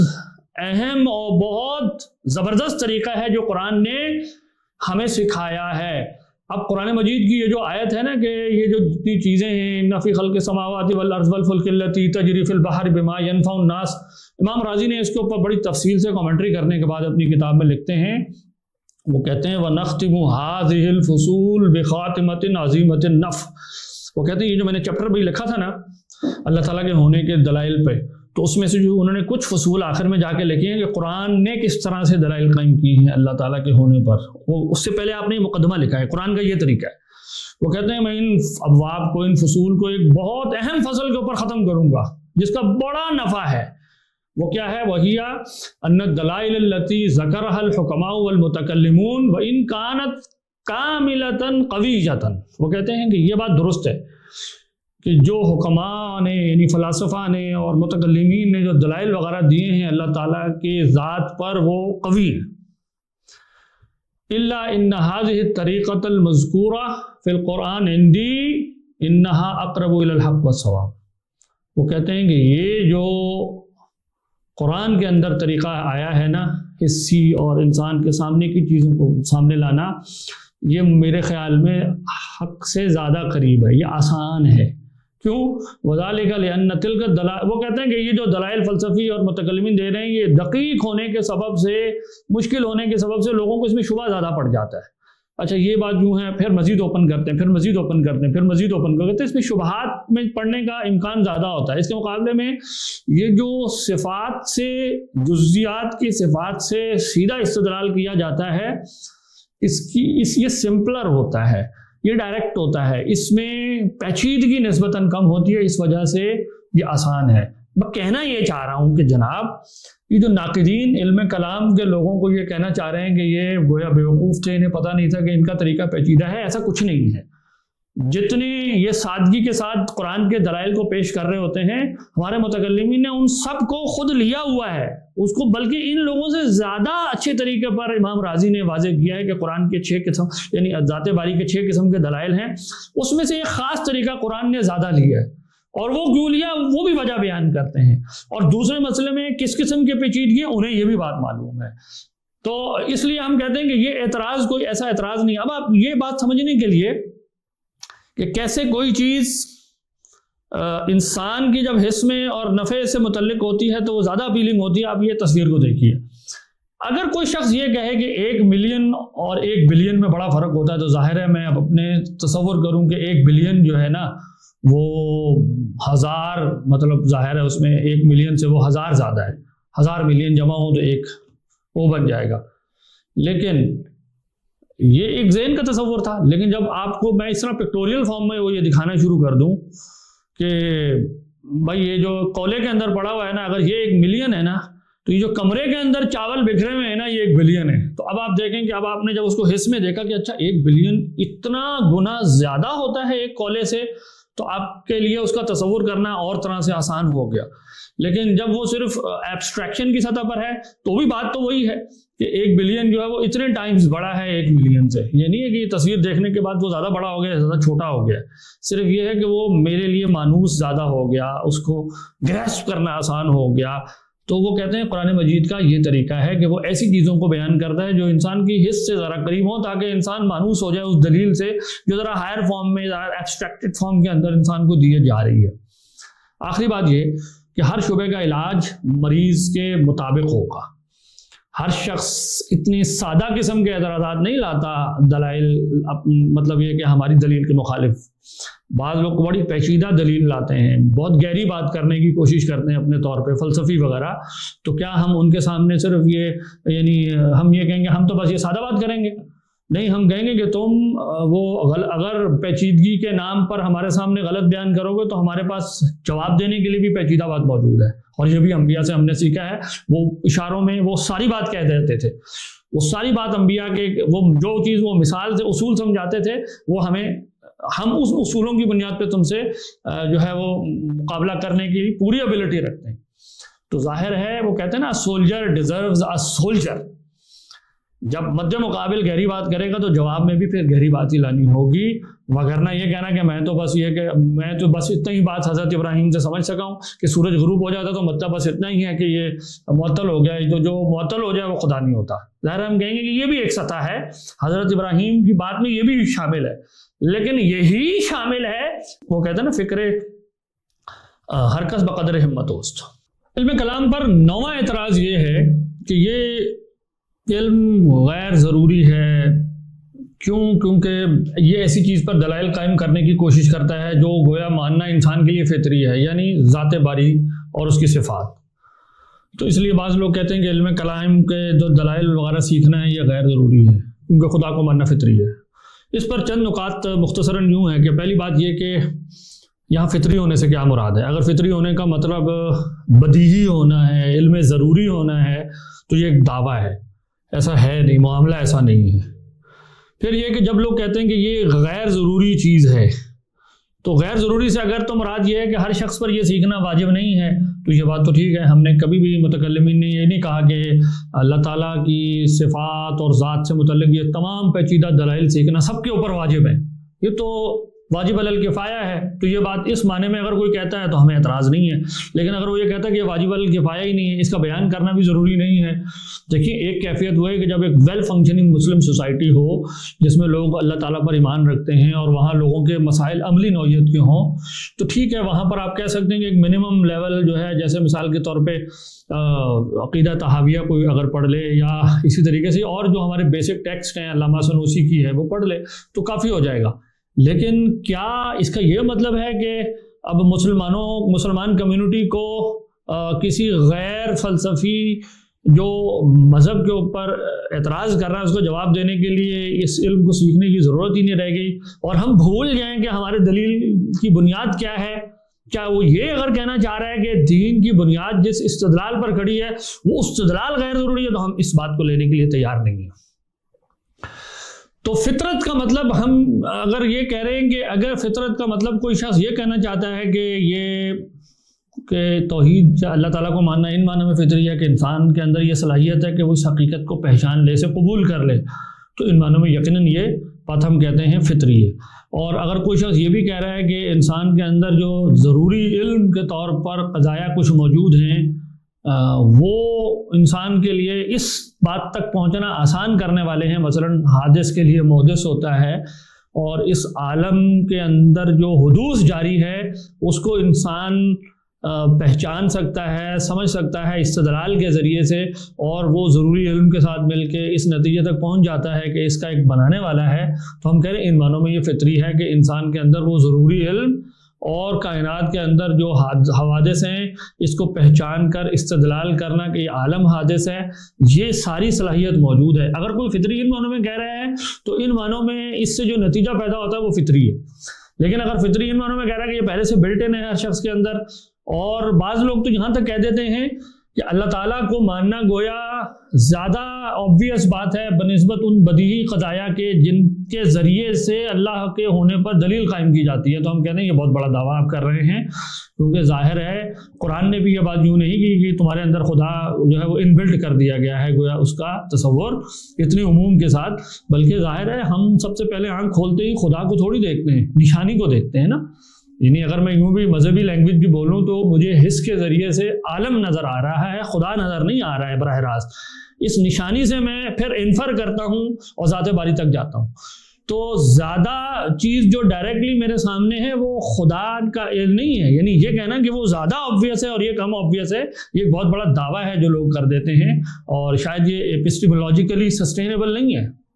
کیونکہ اس سے نشانی کو دیکھ کر نشانی والے تک پہنچنے کے لیے بیچ میں کئی سٹیپس ہیں، اس کو آپ کو ثابت کرنا ہوگا دلیل سے۔ پھر دیکھیں فطری کا اگر آپ کام چلانا چاہتے ہیں کہ بس فطری کہہ کے ہم کہیں گے یہ بات ختم ہو گئی، کوئی دلیل ضروری نہیں ہے، تو ہر شخص اپنے دعوے کے بارے میں کہہ دے گا کہ یہ فطری ہے، یہ میرے نزدیک یہ فطری ہے۔ خود شیخ ابن تیمیہ نے جو کہ اس فطری ڈسکورس کے بڑے نمائندے ہیں اور وہ علم کلام کے اوپر رد کرتے ہیں اور کہتے ہیں بس فطرت میں ہی ہے انسان کے یہ اللہ تعالیٰ کو ماننا، تو بات یہ ہے کہ وہ خود کہتے ہیں کہ 7-8 وجہ ہیں وہ گن دیتے ہیں جس سے وہ سمجھتے ہیں انسان کی فطرت مسخ ہو جاتی ہے، وہ اپنی اصل حالت پہ نہیں رہتی، مثلا مرسی اعتقادات کی وجہ سے، ہوائے نفس کی وجہ سے، ظن و شبہات کی وجہ سے۔ ظن و شبہات میں ویسے وہ کلام کو بھی شامل کرتے ہیں کہ جو شخص زیادہ کلام پڑھ لے وہ بھی گویا اس کی فطرت مسخ ہو جاتی ہے، کیونکہ ان کے خیال میں وہ پھر اللہ کے لیے حوادث ماننے کو محال سمجھتا ہے۔ اسی طریقے سے اغراض جو ہے وہ انسان کو فطرت سے ہٹا دیتی ہیں. عادتیں جو ہیں جو مطلب فادی طور پر وہ چیزیں کرتا آیا ہے اس کی وجہ سے اس کو لگتا ہے کہ یہ نیچرل ہے، حالانکہ وہ نیچرل نہیں ہوتا. اسی طریقے سے تقلید کے رویے کی وجہ سے وہ اس کی فطرت مسخ وغیرہ وغیرہ. تو اب آپ دیکھیں اتنے سارے فیکٹرز ہیں جن کی بنیاد پر یہ کہا جاتا ہے کہ بھائی یہ اس شخص کی فطرت مسخ ہو گئی ہے. تو ایسے تو پھر ہر شخص دوسرے کے بارے میں یہ الزام لگا دے گا کہ بھائی آپ فطرت پر نہیں ہوں، میں فطرت پر ہوں. تو کوئی اسٹینڈرڈائز دعویٰ ہوگا یا نہیں جس کے اوپر پھر ہم جج کر سکیں؟ تو علمی دعووں کو منظم طور پر تقسیم کرنا کہ کون سے استدلالی ہیں، کون سے پریمیٹیو ہیں، اور کون سے اتنے پریمیٹیو ہیں کہ ان کے اوپر آپ بالکل شک ہی نہیں کر سکتے، اور شک کرنے کی بھی کوشش کریں گے تو اپنے آپ کو رد کر رہے ہوں گے. یہ علمی دعووں کی اس ترتیب کے ساتھ تقسیم کرنا، یہ اس کا مقصد ہی یہ تھا کہ کوئی اس طرح اٹھ کے بس یہ دعویٰ نہ کرنا شروع کر دے کہ یہ فلاں بات یوں ہے، فلاں بات یوں ہے. تو متکلمین نے یہ ساری محنت کی اس لیے ہے تاکہ ہر شخص کے دعوے کو جج کیا جا سکے کسی ایسے پیمانے کے اوپر جا کے جس کے اوپر مزید علمی پیمانہ لانا مطلب یہ کہ ممکن نہ رہے کہ اگر کوئی کہے کہ بھائی میں اس کے علاوہ کسی اور کی بات کروں گا تو وہ خود اپنی ہی تردید کرنے والا بن جائے. اس میں اگلی بات یہ ہے کہ جو لوگ یہ کہتے ہیں کہ خدا کو ماننا فطری ہے، تو چلے مان لیتے ہیں ایک لمحے کے لیے کہ یہ ماننا کہ خدا ہے یہ فطری ہے، لیکن اس خدا کی صفات کیا ہیں، تنزیہی اور ثبوتی، کیا یہ بھی فطرت میں گھدا ہوا ہے انسان کے؟ تو ظاہر ہے یہ جو فطری ڈسکورس والے ہیں ان کے لیے یہاں آ کے مشکل آتی ہے کہ تنزیہی ثبوتی صفات کے لیے کیا کوئی پیمانہ موجود ہے یا نہیں ہے. پھر یہ جو منہج ہے کہ جی یہ چیز بس فطری ہے اس لیے کوئی اور بات کہنے کی ضرورت نہیں ہے، ہمارا اس پر اعتراض یہ ہے کہ یہ فلسفیانہ شبہات کا جواب دینے کی صلاحیت نہیں رکھتا. کوئی شخص یعنی کم از کم ہم یہ کہہ سکتے ہیں، کم سے کم لفظ یہ ہے کہ یہ اس کی کفایت نہیں کرتا کہ کوئی شخص اگر فلسفیانہ دلائل کی بنیاد پر الحاد کو فروغ دیتا ہے تو بس میں اس کے جواب میں یہ کہوں کہ تمہاری فطرت مسخ ہے اور انسان کے لیے خدا کو ماننا جو ہے نا یہ بس فطری چیز ہے. کیا اس سے کوئی دلائل فلسفیانہ دلائل کا رد ہو جائے گا؟ کیا میں آرٹیکولیٹ کر لوں گا اپنا مقدمہ اس چیز کی بنیاد پر؟ ظاہر ہے یہ ایک ایسا دعویٰ ہوگا اگر کوئی کر دے کہ ہاں بس یہ کفایت کرنے والی چیز ہے، اور وہ کہے بس میں کہوں گا کہ بس میں خدا کو مانتا ہوں، تم نہیں مانتے، تم اپنے گھر جاؤ میں اپنے گھر جاؤں، اور مجھے نہیں پتا کہ میں نبی تک تمہارے کس راستے سے لے کر جاؤں گا علمی طور پر، بس یہ کہ بس تم اپنے گھر. تو نتیجہ ہے ڈسکورس تو نہ ہوا نا، گفتگو تو نہ ہوئی. تو یعنی فلسفیانہ شبہات کا جواب فطرت کے دعویٰ کر دینے سے حل نہیں ہو سکتا، یہاں تک کہ آپ اس کے اندر بھی پیچیدگی پیدا کریں، سبسٹینشیٹ کرنے کی ایبلٹی پیدا کریں. آخری بات اس میں یہ ہے کہ علم کے بارے میں یہ کہنا کہ یہ کیونکہ بہت پیچیدہ ہو گیا ہے، دلائل مشکل ہو گئے ہیں تو یہ نہیں ہونا چاہیے. تو ہم کہہ رہے ہیں یہ علم کے بارے میں ناقدری کا رویہ. علم کبھی سادہ نہیں ہوتا، علم پیچیدہ ہوتا ہے. علم پیدا ہی تب ہوتا ہے جب آپ جزیات کو ملا کے کلیات بناتے ہیں، یعنی آپ ہائر پرنسپلز بناتے ہیں. وہ ہائر پرنسپل جتنے میں نے کہا آپ کو پہلے مثال دی کہ بھائی وہ جیسے جیسے ایبسٹریکٹ ہوتا چلا جاتا ہے وہ مشکل ہوتا چلا جاتا ہے. تو کس نے یہ بات کہی ہے کہ سادگی علم کی بھی کوئی خوبی ہے؟ سادگی عمل کی خوبی ہو سکتی ہے، سادگی علم کی خوبی نہیں ہوتی. علم ہمیشہ پیچیدہ ہوگا، مشکل ہوگا. وہی مانا ہے کہ اس کے اندر جیسے جیسے ایبسٹریکشن بڑھتی چلی جائے گی وہ مشکل ہو جائے گا. تو علم سادہ نہیں ہوا کرتا، علم جو ہے وہ پیچیدہ ہوا کرتا ہے، اور علم کے اندر سادہ چیزیں تلاش کرنے والا دراصل سادہ لوح ہوتا ہے. وہ جب اس کے سامنے پیچیدہ بات آتی ہے تو وہ پھر جواب نہیں دے پاتا اور وہ مقابلہ نہیں کر پاتا کبھی. 10واں اعتراض یہ ہے کہ علم کلام یونانی افکار سے متاثر ہے. اس کے اندر کوئی مطلب یہ کہ نئی بات نہیں تھی متکلمین کے پاس، اور انہوں نے جو ہے وہ سب کچھ یونانیوں سے پکڑ کے اپنی ایک بات بنا لی. اب یہ ایک اعتراض کا پہلو یہ ہے کہ یہ یونانیوں سے متاثر ہے اس لیے غیر اسلامی ہے. بعض لوگ یوں کرتے ہیں، اور بعض جو ملحدین ٹائپ کے ہیں وہ کہتے ہیں کہ متکلمین میں گویا کوئی مطلب یہ کہ ذہانت وغیرہ نہیں تھی، انہوں نے یونانیوں کی باتیں پکڑ کے بس تھوڑا بہت گھما کے اپنی بات بنا لی. تو ان کے اندر کوئی ذہین آدمی گویا نہیں پیدا ہوا، اور یہ کم ذہین لوگ ٹائپ کے تھے اور نقالی کرنے والے تھے عقلیات میں یونانیوں کی. اس اعتراض کو ہم مختلف طرح سے دیکھ سکتے ہیں. بات یہ ہے کہ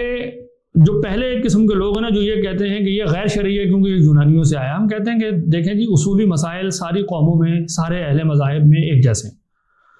اصولی مسائل یا سوالات میں یہ کہنا چاہ رہا ہوں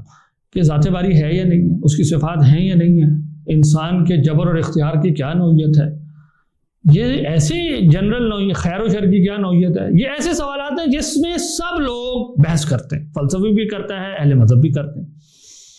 تو اگر مسائل جب کامن ہوں گے تو جوابات اہل مذہب کے اندر بھی پائے جا رہے ہوں گے،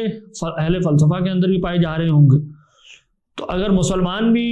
اس چیز کا جواب دینا شروع کر دے اور وہ سملر ہو جائے کسی وجہ سے دوسرے سے، یا اس کی دلیل کے کسی پہلو کو میں استعمال کر سکتا ہوں یا وہ میرے کسی دلیل کے پہلو کو استعمال کر سکتا ہے، اس سے یہ کہاں لازم آ گیا کہ وہ دوسرے کا مقدمہ ایز اٹ از ہے۔ بھائی ہم جب ان کی چیز کو کوئی اگر لے بھی رہے ہیں تو آپ یہ دیکھیں کہ آخر میں جو اینڈ پروڈکٹ ہم بنا رہے ہیں وہ اس سے فرق ہے یا نہیں ہے۔ تو اگر وہ اینڈ پروڈکٹ فرق ہے، جو کہ ابھی میں آپ کو کچھ اشارے دوں گا، وہ بالکل فرق ہے، تو یہ کہنا کہ چونکہ بس یونانیوں نے اس پر کوئی بات کی ہوئی ہے ہمیں نہیں کرنی چاہیے، تو ایسی تو کوئی علم نہیں ہے۔ کیا آپ یہ کہنا چاہ رہے ہیں ہم دنیا میں ایک ایسی لینگویج بنا لیں جو صرف مسلمان آپس میں کمیونیکیٹ کر سکیں اس میں علم میں، اور کسی دوسرے کو سمجھ ہی نہ آ سکے؟ وہ یہ کوئی خوبی تھوڑی ہے کسی علم کی کہ ایک جیسی اصطلاحات ہو جائیں یا ایک جیسی کوئی ووکیبلری ہو جائے۔ دیکھیں اصطلاحات یا ووکیبلری کا ایک جیسا ہو جانا نتائج اور خیالات کے ہم معنی ہونے کی دلیل تھوڑی ہے کہ ہم آہنگی ہے، اور یہ جدت نہ ہونے کی بھی کوئی دلیل نہیں ہے۔ جو لوگ یہ کہتے ہیں کہ جدت نہیں تھی متکلمین کے ہاں، وہ ہم کہہ رہے ہیں آپ جدت کیا کس چیز کو رہے ہیں؟ کیا نئی اصطلاحات بنا لینا، کیا ٹوٹلی نئے میتھڈز بنانا یہ جدت کہلاتا ہے؟ یہ کس نے کہہ دیا؟ اگر اس معنی میں جدت ہے تو میں آپ کو بتاؤں گا دنیا کو کوئی بھی فلسفی جدت کرنے والا نہیں تھا۔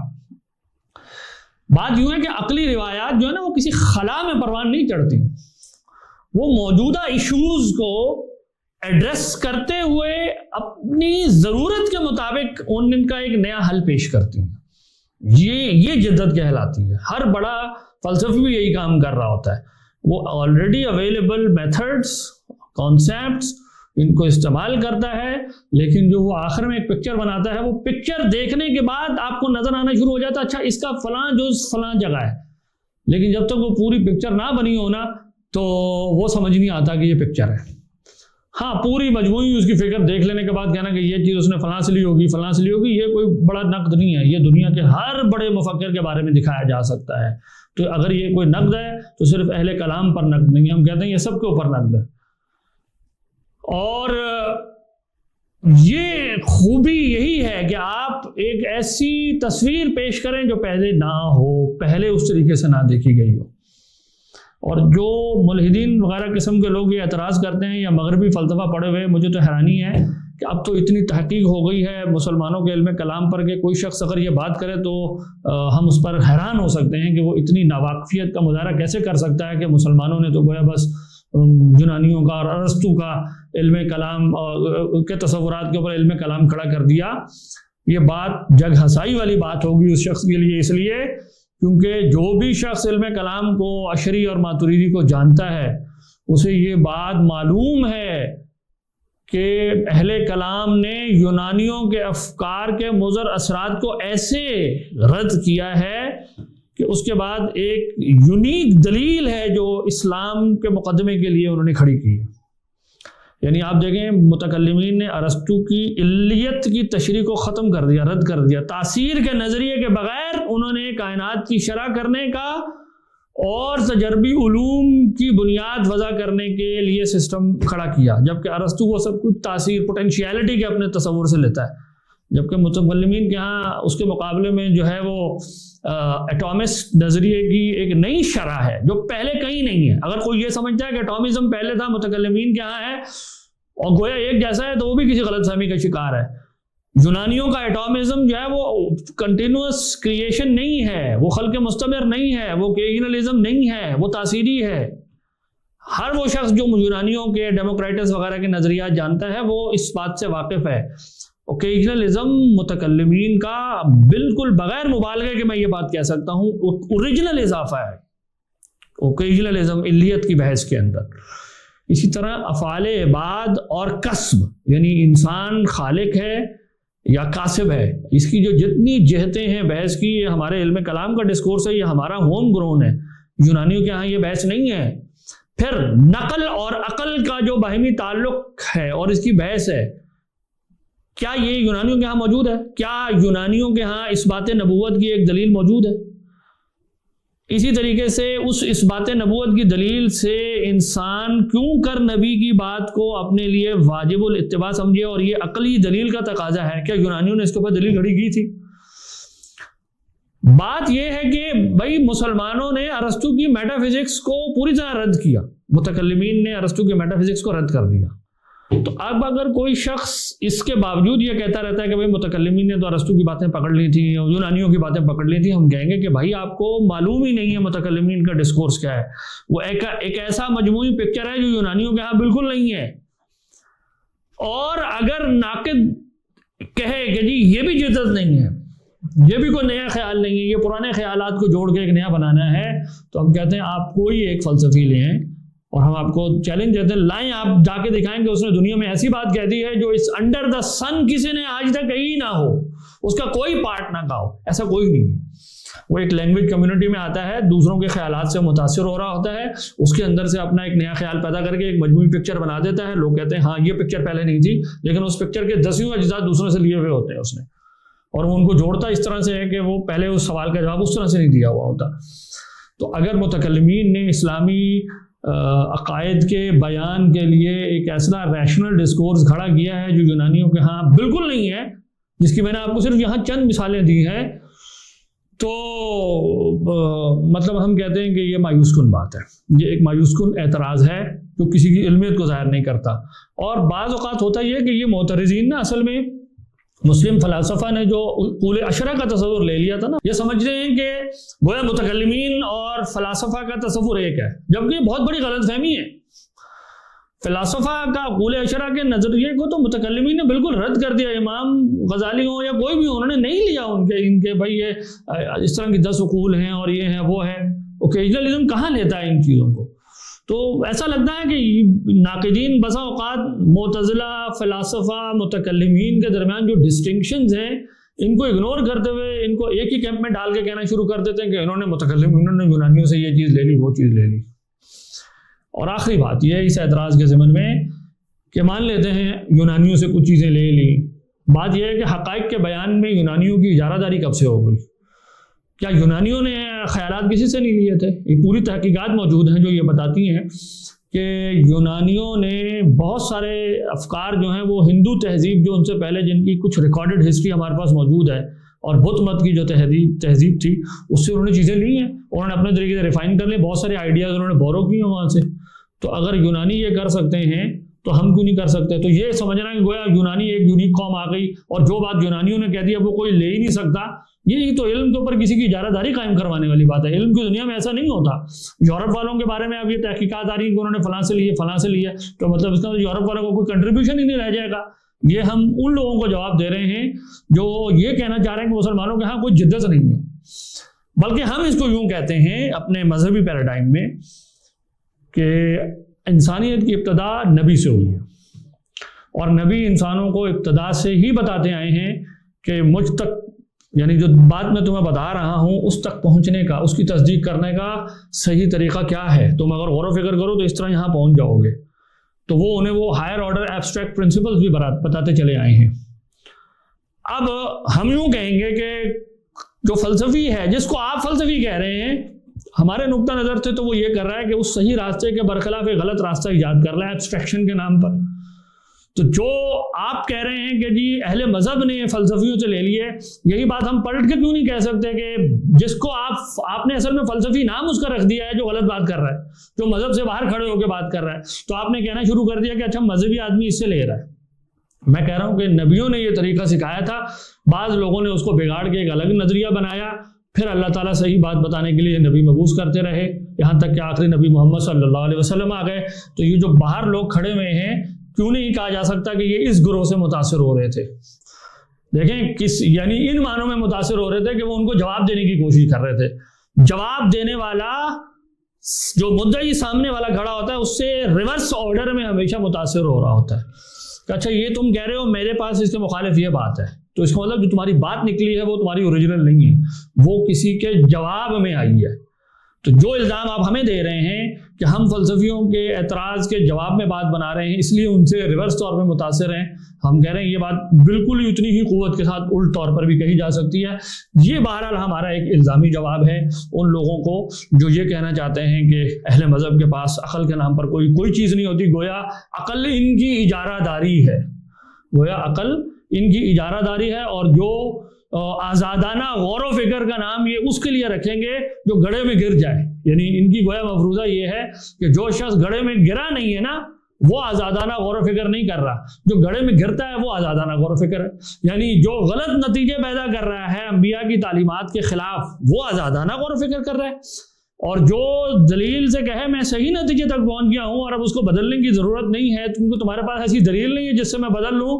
وہ ڈاگمیٹک آدمی ہے اور اس کے پاس عقل نہیں ہے اور وہ غور و فکر اصل میں کرنے والا ہی نہیں ہے۔ تو ہم کہہ رہے ہیں کہ بھائی یہ اتنی ہی قوت کے ساتھ یہ ساری باتیں اپوزٹ ڈائریکشن میں، جیسے میں نے مثال دی، سب کے بارے میں کہی جا سکتی ہے کہ ان کے ذہن میں کچھ نتیجے تھے اور اس کے اعتبار سے انہوں نے بھی اپنی دلائل جو ہے قائم کرنا شروع کر دی، اپنی اپسٹیمولوجی بنانا شروع کر دی۔ تو الغرض خلاصہ یہ کہ یہ کوئی اتنا بامانہ اعتراض نہیں ہو، کم از کم آج کے دور میں جب اتنی تحقیق کی جا چکی ہے علم کلام کے اوپر تو لٹریچر پڑھنا چاہیے اور اس طرح کے سطحی اعتراضات جو انسان کی جگ ہسائی کا باعث بنے اہل علم کے اندر بیٹھ کے ان سے بچنا چاہیے۔ 11واں اعتراض یہ ہے اس پر کہ علم کلام آج غیر متعلق ہو گیا،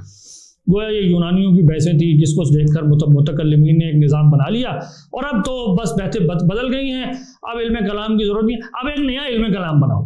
تو ان لوگوں سے پہلی بات میں یہ کہتا ہوں کہ بھائی کیا پرانا والا پڑھ لیا ہے آپ نے، سیکھ لیا ہے کہ آپ نے کسی دلیل سے یہ جان لیا ہے کہ اس کی ضرورت نہیں رہی، اب نیا بنا لو؟ اصل میں ایسی باتیں عام طور پہ وہ لوگ کرتے ہیں جنہوں نے علم کلام پڑھا ہی نہیں ہوتا، عام طور پر انہوں نے نہیں واقف ہوتے کہ علم کلام کی بحث کی نوعیت کیا ہے، دلائل کیا ہیں، مختلف مکاتب فکر کے اسکول آف تھاٹ یہاں پر کیا کیا پائے جاتے ہیں، اور بغیر جانے بس یہ ایک شوق میں یہ بات کہہ دی جاتی ہے کہ اب چونکہ یقیناً جدت آ گئی، ہوائی جہاز وغیرہ بن گیا ہے تو یعنی اب مطلب اور چیزیں نہیں، اگر ٹرین چلنے لگی ہے، انٹرنیٹ بینکنگ آ گئی ہے تو شاید علم کلام غیر متعلق ہو گیا ہوگا۔ ظاہر ہے ان تمام امور کا کیا لینا دینا یا جو آپ بیان کر رہے ہیں، میں نے آپ کو بالکل شروع میں بتایا تھا کہ آج بھی فکری مسائل جو بڑے مسائل سمجھے جا رہے ہیں، چاہے الحاد میں ہوں یا اس کے غیر الحاد کے، وہ سارے علم کلام کے موضوع ہیں، وہ سب اس کے اندر آتے ہیں۔ یعنی کسی چیز کے غیر متعلق ہونے کا یا تو آپ یہ ثابت کریں نا کہ جس سوال سے متکلم بحث کر رہا ہے وہ سوال آج غیر متعلق ہو گیا ہے، ایسا تو نہیں ہے، سارے سوال وہی کہ وہی۔ اچھا، کسی چیز کو غیر متعلق ثابت کرنے کا دوسرا طریقہ یہ ہوتا ہے کہ آپ یہ دیں کہ بتا دیں کہ جو جواب اس نے دیا تھا نا وہ جواب اب غیر متعلق ہو گیا، وہ غلط ثابت ہو گیا دلیل سے، آپ یہ بھی ثابت نہیں کرتے، یا پھر آپ یہ دکھائیں کہ اس جواب سے اب بہتر جواب آ گیا ہے۔ اگر آپ ان تینوں میں سے کوئی بات نہیں کر رہے اور آپ بس ایسے کہہ رہے ہیں کہ بس یہ آؤٹ ڈیٹڈ ہو گیا، تو ہم کہہ رہے ہیں آپ غیر علمی بات کر رہے ہیں، آپ مجھے دکھائیں کہ کون سا ایسا مسئلہ ہے علم کلام کا جو غیر متعلق ہو گیا ہے، کون سا جواب ہے جو بالکل اب غلط ثابت کر دیا گیا ہے، کون سے آپ کے پاس زیادہ بہتر جوابات آ گئے ہیں کہ اب ہم کہیں کہ ان کو چھوڑ کے اب نئے علم کلام کی طرف بڑھنا شروع کر دیا جائے۔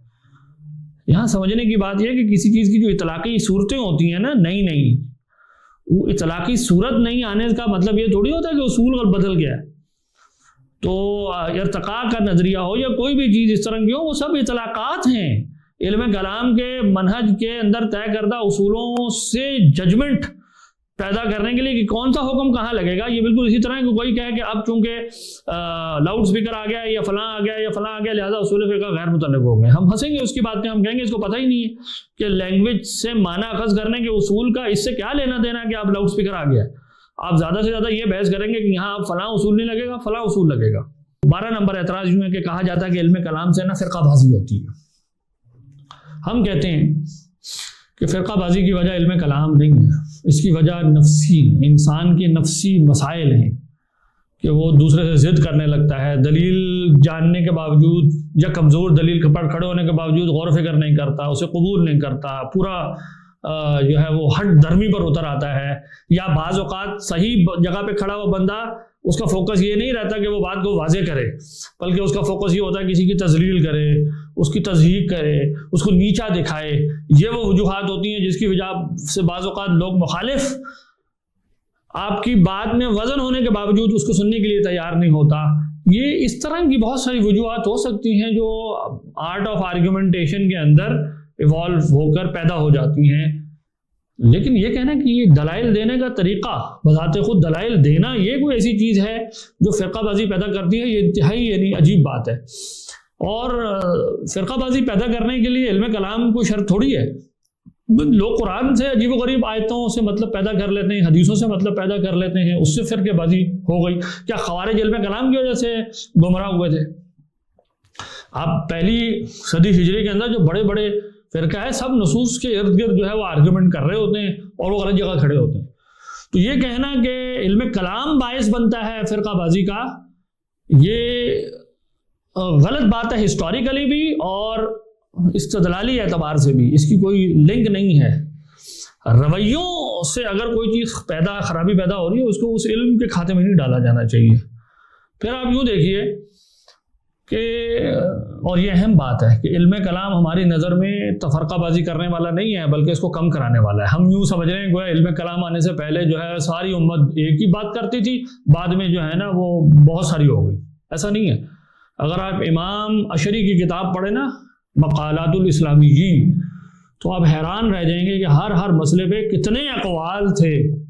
پہلے کے فرقوں کے اندر، اور امام صاحب ایک کا وہ ایک ایسی کتاب ہے جس میں امام صاحب اس بحث میں نہیں پڑھتے کہ کون صحیح ہے کون غلط ہے، آپ نے رپورٹ کیے ہیں مثلا مسلمانوں کے اندر جتنے اقوال ہیں، اور ہر مسئلے میں انتہائی عجیب و غریب قسم کے اقوال موجود ہیں جو غلط ہیں۔ تو ان کتاب کو دیکھتے ہوئے تو متکلمین کا شکریہ ادا کرنے کا دل کرتا ہے کہ جنہوں نے منظم کیا، انہوں نے بتایا کہ کانٹ چھانٹ کر کے کہ یہ وہ اس طرح کے اقوال اصول شریعت کے اعتبار سے باہر ہے، یہ نہیں مانے جا سکتے۔ تو اب چونکہ ہمیں پکی پکائی کھیر مل گئی ہے نا، ہمیں چاول کے ایک ایک بکھرے ہوئے دانے اور اجزاء جو تھے جس میں اندر آرڈر جو ہے وہ کیوس کا ایک صورتحال تھی، تو ہماری دوسری تیسری صدی ہجری سے چلنے والی جو ایک روایت ہے اصول فقہ کی اور علم کلام کی، انہوں نے ہمیں